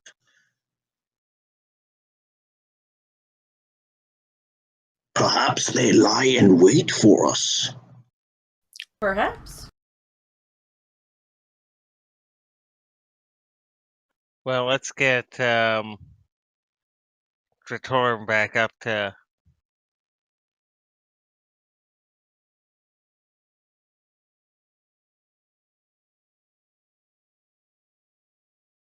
Motherfucker.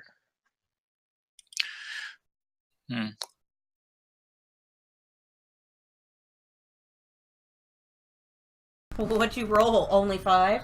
Yeah. So I would like to peer over the edge and just barely stick my head up where I can just see. Okay, roll me a stealth check.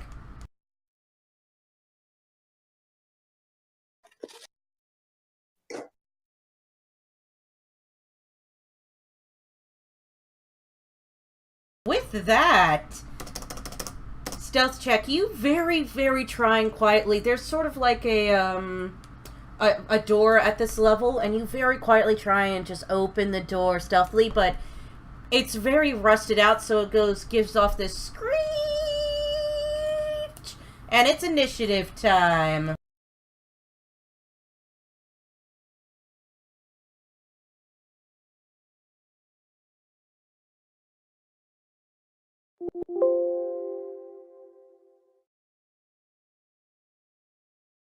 Wow. Well,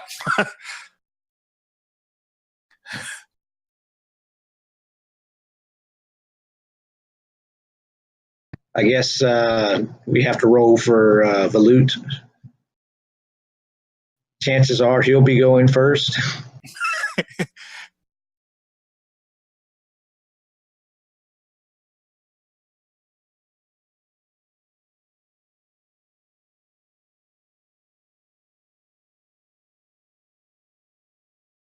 Oh, looks like I got a 9.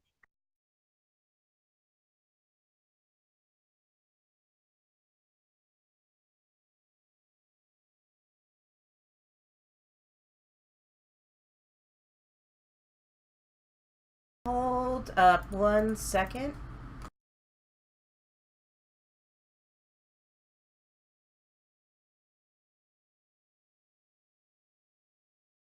Chetney, what you see is, you come upon, a scene where you see a very small, young forest gnome girl, very much very, very young, with some sort of pet next to her, and a bunch of tools in her hand, trying to control this weird construct. She's like, there now. I want to repair you. I want to make you better. Oh no, stop, bad. And the Oaken Bolter will come in your direction. And 1 second, I will roll Volut's initiative. You got an 8. Sorry.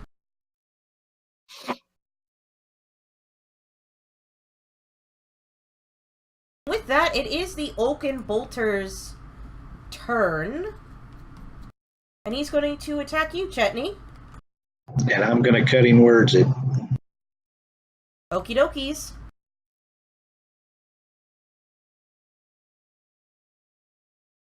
Okay, so you cut words that... So instead of a 23, it's a 16? Does a 16 hit? Still hits. Yes.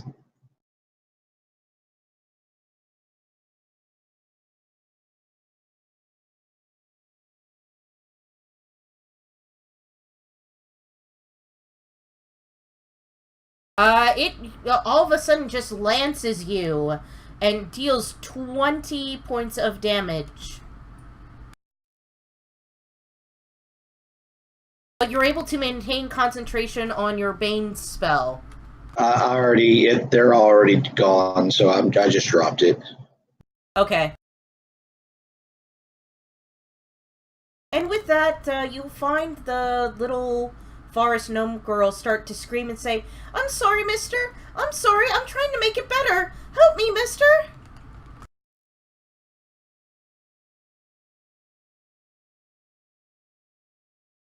You see that she has fizzy hair in disarray and also wears goggles that she clearly stole because they're way too big for her.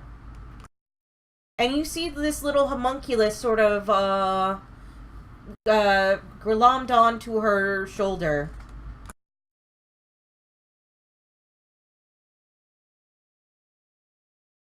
And, she will...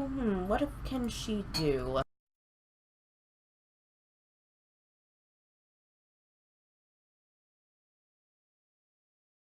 She will firebolt the Oaken Bolter. Bad! Bad!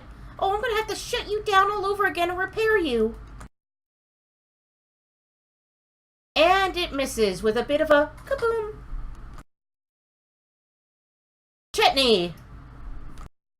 All right, so I will put the flute to my mouth again, and I will begin casting a spell.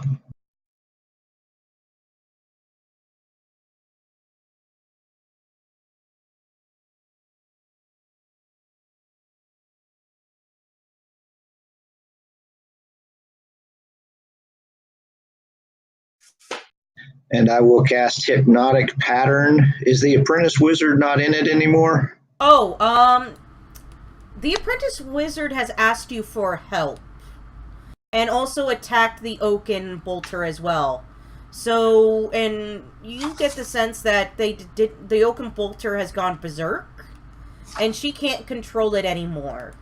I think the Apprentice Wizard is just a token for us to target, and the Yes. actual character is the girl. Yes. Do you really want to Hypnotic Pattern a very young girl who's I did trying have to a help? Oh, you don't I have mean, we a all watch cartoons. Alright, you can cast, wait, it's a construct. Let me I think see. it still works. It can't be charmed, exhausted, frightened, paralyzed, petrified, or poisoned. And you would know this because you have fought Oaken Bolters in the past. Does that still work for Hypnotic Pattern? It does not. Alright, so do you want to change your spell? Well, I mean, it's just the girl and the Oaken Bolter up there? Yeah, there's literally no one else. The other Apprentice Yeah. Wizard token is just the generic token Fantasy Grounds uses. The actual picture is just what I imagine her looking like. Then yes, I would absolutely want to change my spell.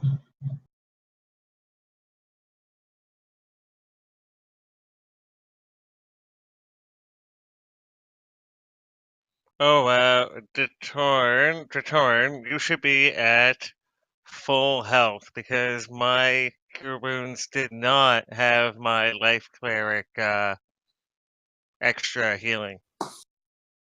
And it's ink. Oh. So. Fantastic. I don't show to have any thing targeted.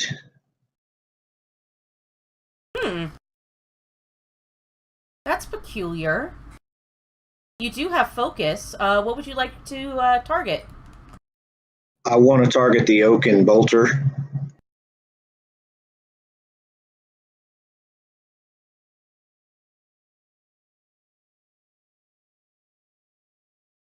There we go. I figured it out. It is now targeted. Okay, very good. So I'm going to move down the stairs away from it.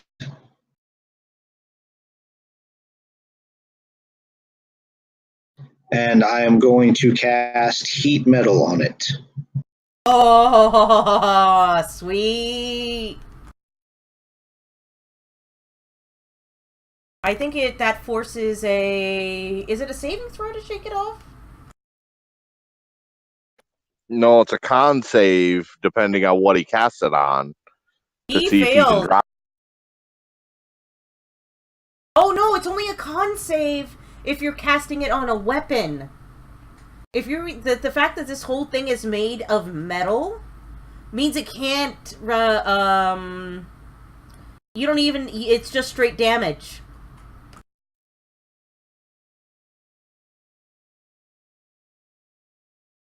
So you didn't need to make the con save. It failed anyway, but you didn't need to make it. So with that, you see the oaken bolt cutter start to heat up and sort of thrash about a bit. Is that the end of your turn? Yeah, he's going to have disadvantage. Oh no, never mind. That's if it had to do the con save. Yeah, because I think when they wrote that spell, they presumed we'd be only using it on like swords and stuff. Everyone I've known has always used it on armor or like a construct like this. So, yeah. Well, yeah, that's the end of my spell. I just wanted to finish my movement out. Okie dokies. Mash. Okay, I guess I'll move up.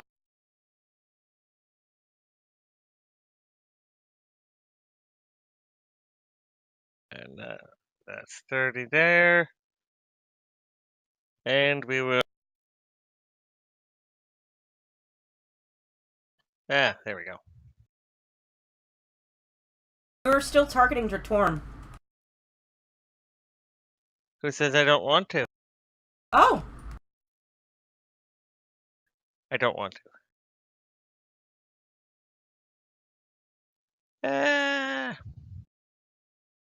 Do Sacred Flame on it.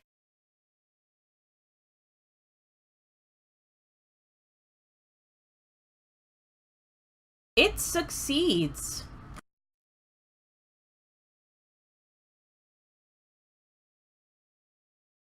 Oh. Yep, I'm dead. Okay. Siren. Seeing the oaken bolter up above, I'm going to move up a bit and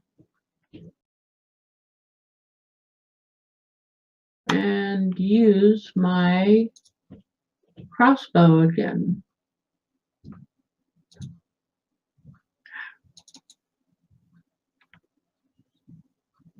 All right. Little damage. I'm going to re-knock and do it again. And a little more damage. There you go. It resisted, did it? All right. That's my turn.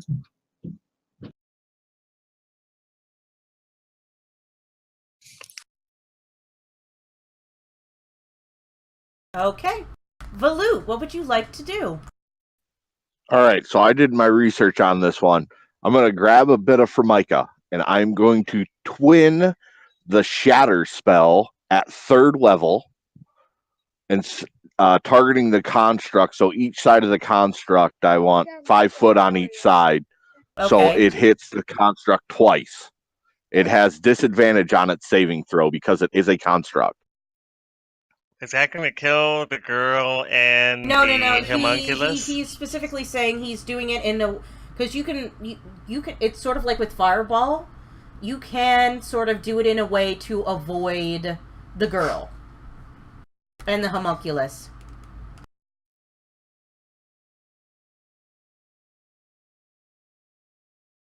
So yeah, I'm going to allow that. So yeah, so it's going to take, if it fails the save, it's going to take 8d8 of lightning damage. Okay. So, do. And if it succeeds, it's going to take half of that 8d8. Alright, so the Oaken Bolter...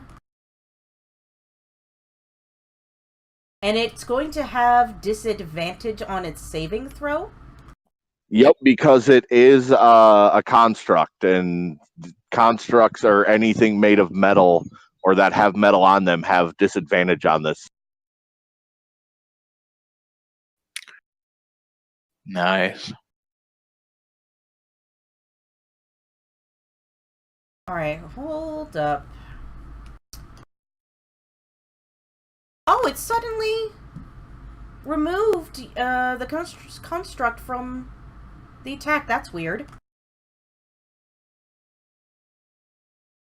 It's just a preemptive deleting it because it knows it's going to die.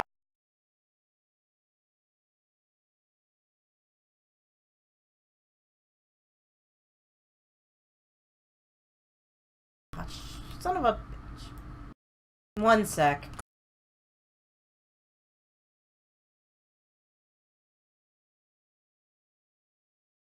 There we go!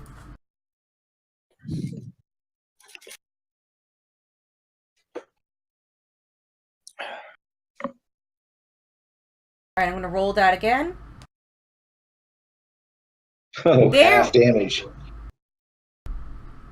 Why did it give it advantage? I clicked...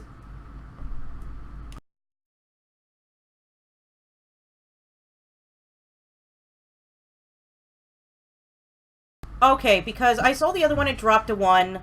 The other one dropped to 13, so it has to be to 15 or 16 for you. +3, 5. Let's see, 8 and 5 is 13, and 3 is...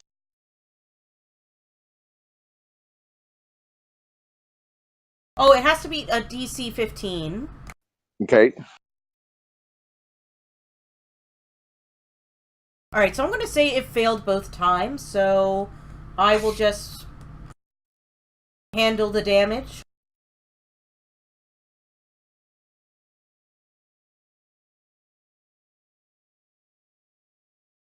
This bolt, okay, you go up there and you just shatter. Shatter. It's super loud and the little girl goes, "Oh, ow, my ears!" But you can tell that this Oaken Bolter is on its last legs. That is my turn. Your turn. Right. Let's see, based on its resistance to Siren, it doesn't look like I can do any damage to this thing. You can climb up and get, you can climb up, go past Siren, and go, like, I'm gonna move the loot. Go here, and then it's just straight up. Right. Yeah, let's head up. Now, what do we know about the homunculus? You get the sense that, if she is experimenting with, magic, some mages do have, like, a familiar. And that could just be her familiar. Right. It wouldn't be all that weird of a concept, for you, given the world you live in. Right. You get the sense that this is something like her pet. Yeah. Okay. Huh. See, too far away to use the swords. Don't think I have the room to draw a longbow here, so I can't attack the oaken bolter. I'm going to say you can draw a longbow here. I know it's not very clear on the map, but I presume like at least 10 feet. Yeah, these are all 10-foot tall, like, stories. That should give you enough for a longbow. Right.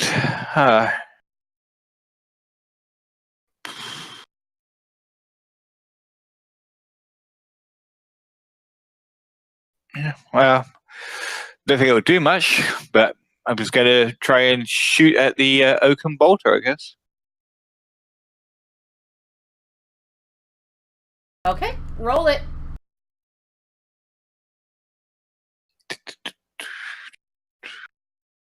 Where are you?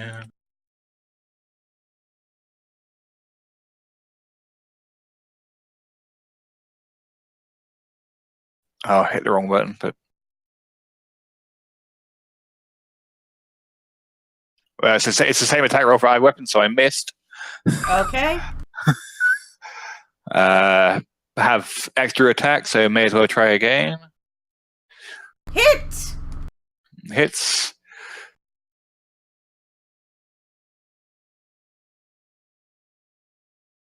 And... Okay.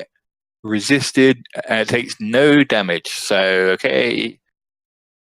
Obviously immune to piercing damage, which means none of my weapons are going to work. Bugger. From non-magical weapons. Shit. Huh. Crap. Don't want to set anything on fire this time, although that is fun. I guess that's my turn. Okay. The oaken bolter is going to try and attack Mash.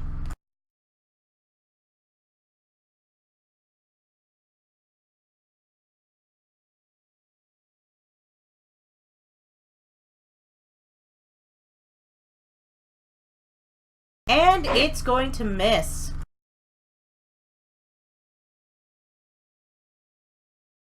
The little girl is going to be like, down! Bad! Bad! And she's going to try and cast a firing bolt, but that's not going to work. Chetney, roll your heat metal first. Every turn, it can't resist it, and it's pretty close to death.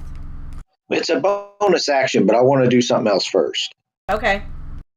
All right, and before I do that, I'm going to cast Vicious Mockery on it, since it is pretty close to death. Sure. And I am going to say, are you always stupid, or are you just making a special effort today?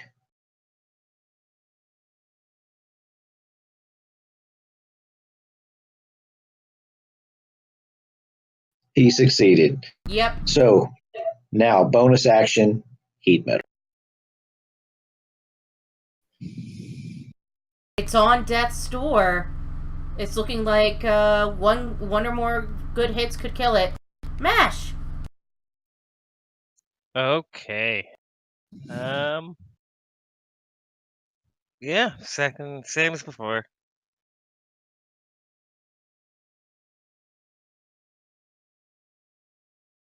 It succeeded. Oh, it succeeded. Siren! So heal that. I'm going to move up since my arrows do nothing to this thing. And go there. Do you I have will any take +1 weapons? No, I do not. Oh, no, that's another thing, isn't it? Yeah, it's immune to bludgeoning, piercing, slashing. Yeah. Ah, okay. Well, that will do nothing except move me up in its way. You know what? I I'm might going to take- say, because it's literally only has like 1 hit point's worth of movement and heat metal has been cast on it, that you guys sort of go a round or two, trying to hit it with your spells, and then it finally disintegrates. Because it just turned 2, and I know people have to go. Yeah. With that, she comes up to you and says, "Oh, thank you! Thank you so much! I might have been a goner if it wasn't for you. I'll get on to fixing him. This time it'll work." Actually, let's talk about that. Have you heard anything about any explosions up around here?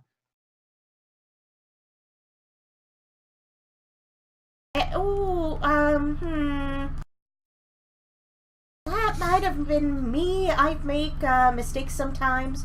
I'm going to be a big artificer. That is great, and I'm sure that when you grow up, you will be a big artificer. But in the meantime, you're going to have to cease and desist with this little thing that you're doing here. One, you're on private property, and two, you're going to have to go to a more suitable environment for this.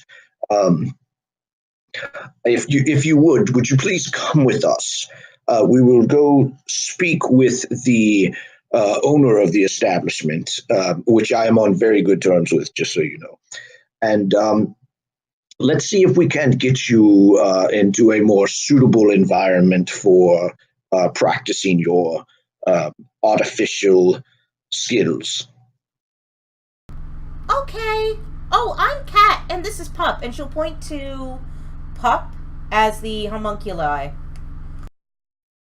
that's still sort of perched on her shoulder. So yeah, I would literally, if everyone's good with that, just bring her back down there and see if we can't find a place for her to go to school. Sounds good.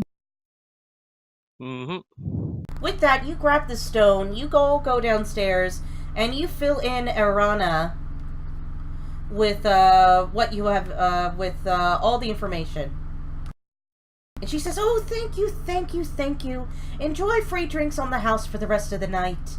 And she will put the cleansing stone back on its pedestal. You'll see her sort of concentrate for a minute, touch it, and then on a little light appear sort of on her back, where you're guessing that's where her dragon mark is.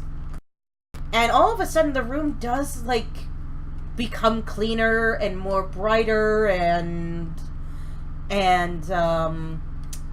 just like it looks just fresher in here. And she after that she'll sort of clean off her hands and go, "That's more like it. Now, you say you want, to visit with our dear emissaries." Yes, ma'am, I do. But first, before we do that, could you tell me if there are any schools available for gifted magical pupils? This young girl really needs to find a place to practice her skills, or she might accidentally find her way back into the Mason's Tower. Oh, well, there are a couple of local schools nearby. There's the, 1 second, I have to look up a reference. But you know what, to make it quicker, oh yes, there is a local school nearby. I'm sure if she was causing that much of a racket, she must have some skill. And she'd get accepted ma'am. right away. Please, and if you have any sort of influence with your family name here, could you perhaps ensure that this happens? I think it would behoove you as well to keep her out of the Mason's Tower. Oh, most absolutely. Come here, dearie. Here's, I'll get you a room for the night. And a bath. Oh, a bath. Very good. Now, yes, to speak with the bishop. Yes. All right. She's just down the hall over on yonder. Yonder, is that left or right? Hold on 1 second. I'm gonna bring up the map again. I'm not used to the local vernacular. I'm actually from another place. It's called Laranor. Have you heard of it? No, but I've never really left Shine. Alright, can everyone see the map? Yes. I'll add back your tokens.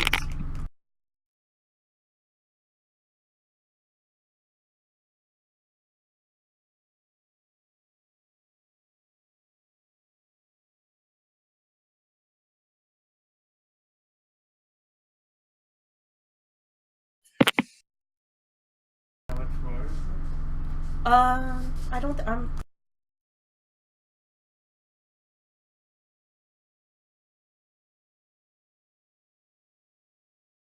All right, I will get you a private audience with the bishop.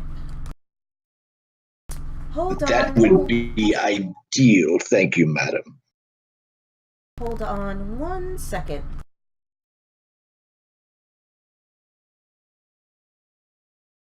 Velut, do you have a spell that you can potentially cast that would improve the status of my garments after this latest incursion? Oh, gladly, my fine sir. And I prestidigitation to clean his garments up and make him look. With that, Yes, sir. yes, you look absolutely fine. I'm going to check my breath real quick. It, I even make sure that's good. You suddenly, Anna holds out a bowl of mints for you and gives you a wink. I will take the whole bowl. Oh. And Well, wink back then. at her.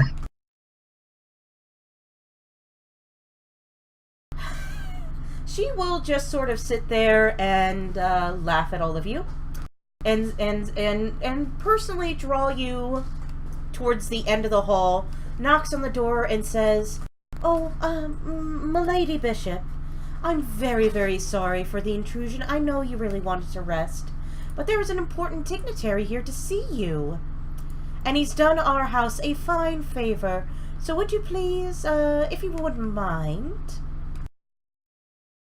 And with that, the Bishop Evangeline says, "Oh, of course, I really want to get involved with the locals here and make connections. Come on in." And she will invite you in, Chetney. Is anyone going with Chetney? I guess we are, aren't we? Oh, me and my retainers are definitely going with. He looks thoroughly disappointed. Do you want them to stay outside? Well, the truth be told, Chetney wasn't going in there to talk about anything. Didn't think so. You realize there are two women in here. They are currently sharing the room. You notice that one of her retainers that was flanking her is also in the room as well.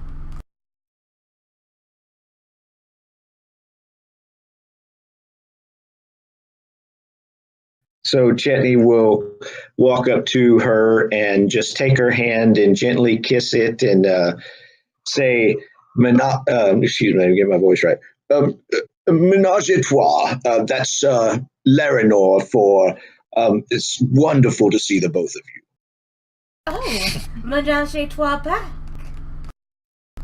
Oh, thank you so much for coming.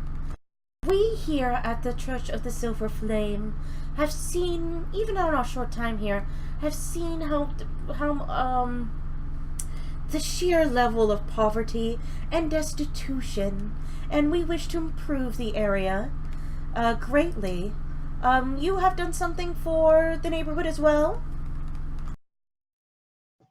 Yes, many things actually, but just recently, yes, we helped find a local girl a place in a school to practice her magical arts, and we've helped the establishment here with finding their cleansing stone.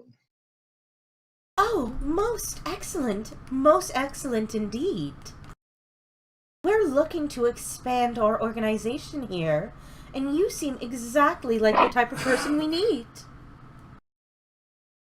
Yes, I'm also looking to expand my skills. Perhaps we could sit and talk a bit and learn a little bit about each other. Oh, most certainly, sir.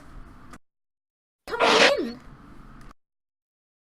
You're already kind of in, but she's specifically gesturing to you to close the door and have, like, a meeting. And a real meeting. So I will definitely go in. Is anybody else coming in? Yeah. I am. I am, and I'd like to just stand in the doorway and observe.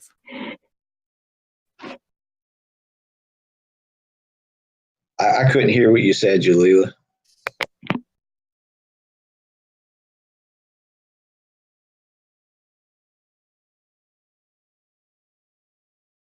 Oh, she bugged. Oh, she said BRB. So okay. she can stand outside the door for now. So I have Volutes going in with Chetney. Yep, I'm going in.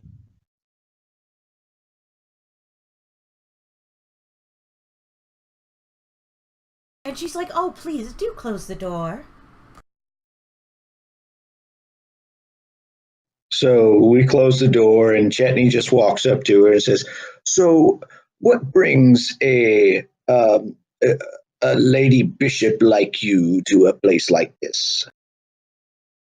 She'll point outside and say, look all around you. Look at all the poverty and desolation and sad and angry people. Those in power are not doing enough to make sure that the common folk are happy and well-fed and well-educated. And that is what we are here to change. It is obvious that the king of Brayland is too incompetent to run this city, let alone the country. We wish to change all that and bring about a new age, a new golden age, where everyone will be lifted up. That is a fair assessment, and I would not disagree with you. But when you say "we," are you referring to yourself and the Order of the Silver Flame, or is there something else, a different party involved? Roll me a quicker roll me either a deception or roll me a deception check. Or not a deception, roll me a just persuasion check.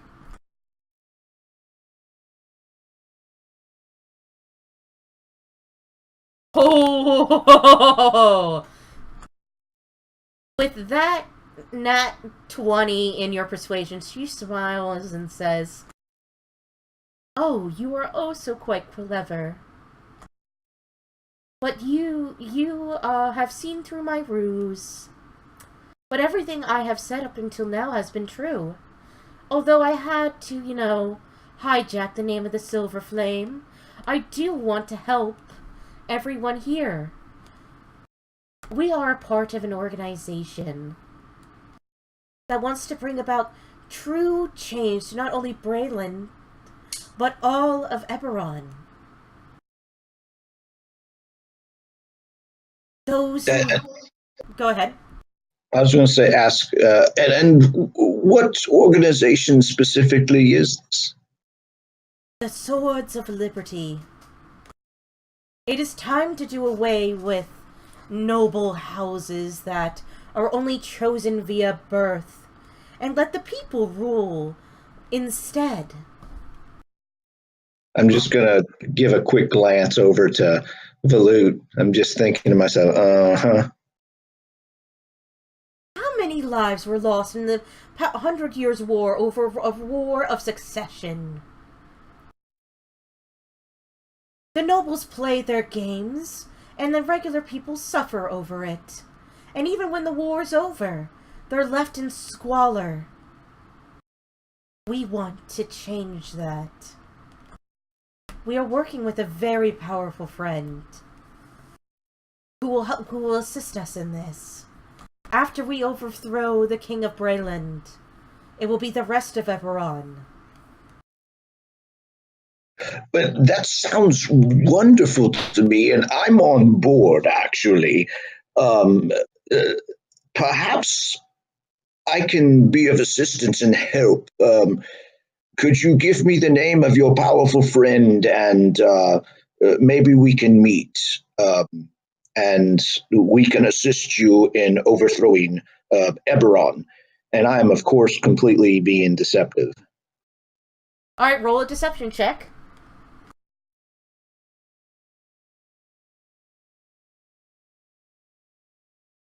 Yeah, 24. She will giggle and say, "Oh, I can't reveal his name just yet. Of every one of the Sons of Liberty doesn't quite know each other's real name, just in case one of us gets caught. But there is a meeting tonight. Would you like to join us? I can introduce you to him and all the other people." Absolutely, that would be wonderful. Now, would my friends be allowed to attend as well? They are just as inclined to help Eberron as I am. Oh, but of course. A friend of yours is a friend of mine. That sounds great, then. Perhaps we should make whatever arrangements is necessary. Absolutely. And basically what happens is you all attend this meeting.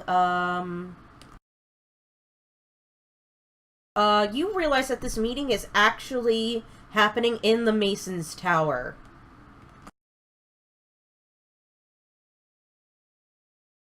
And you go there. And are any of you disguising yourselves or anything? Before we go there, could I head to the detective house and report what I've just been told to? I can't remember the woman, the elf woman I met at the start. Oh yes, there's House Orien. You can totally. Oh wait, House Madani. Yes. I'm going to say after this you can, because what happens basically is you all show up to the meeting and you realize and everyone's kind of cloaked except for two key figures. You're basically going to like almost like a union meeting or like a sort of like a club meeting. You're all allowed in. You all are sort of covered up and masked, and there's and both Lady Lobana from the very beginning, the woman you knew that's claimed she was a member of the Silver Flame, but obviously something is not right,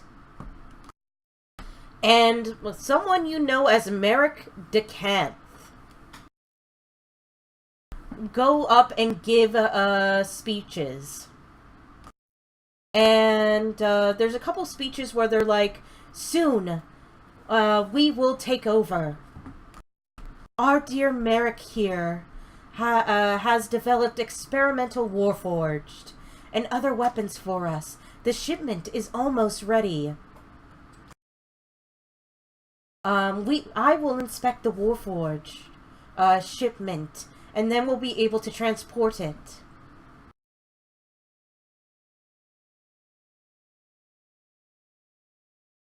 And then everyone sort of applauses and goes, "Yay!" And what's her name again, real quick? Lady Lobana Petrenevna. I will copy it.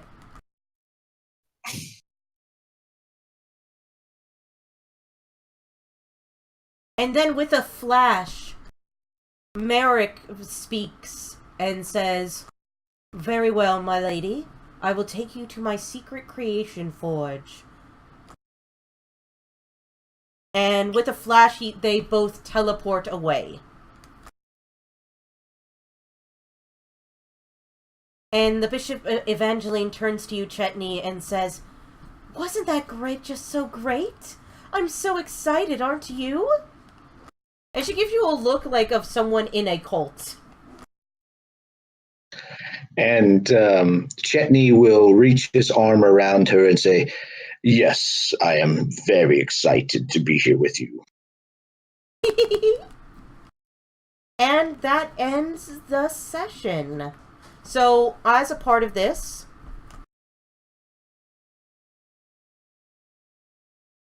yeah, that is what ends the session, and it will be continued in the next chapter of Embers of the Last War. You are going to have to find that creation forge.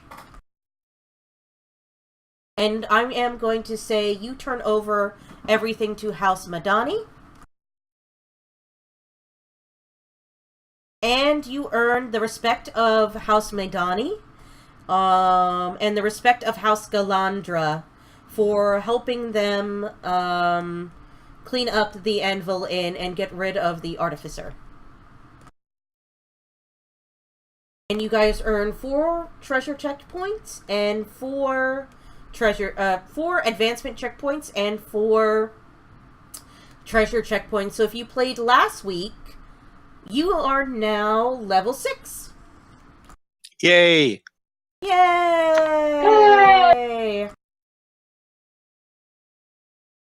And with that, I will turn off the stream. I would like to thank everyone that was watching with us and talking with us. Guard on Duty, obviously. And Eraser TX, thank you for chatting.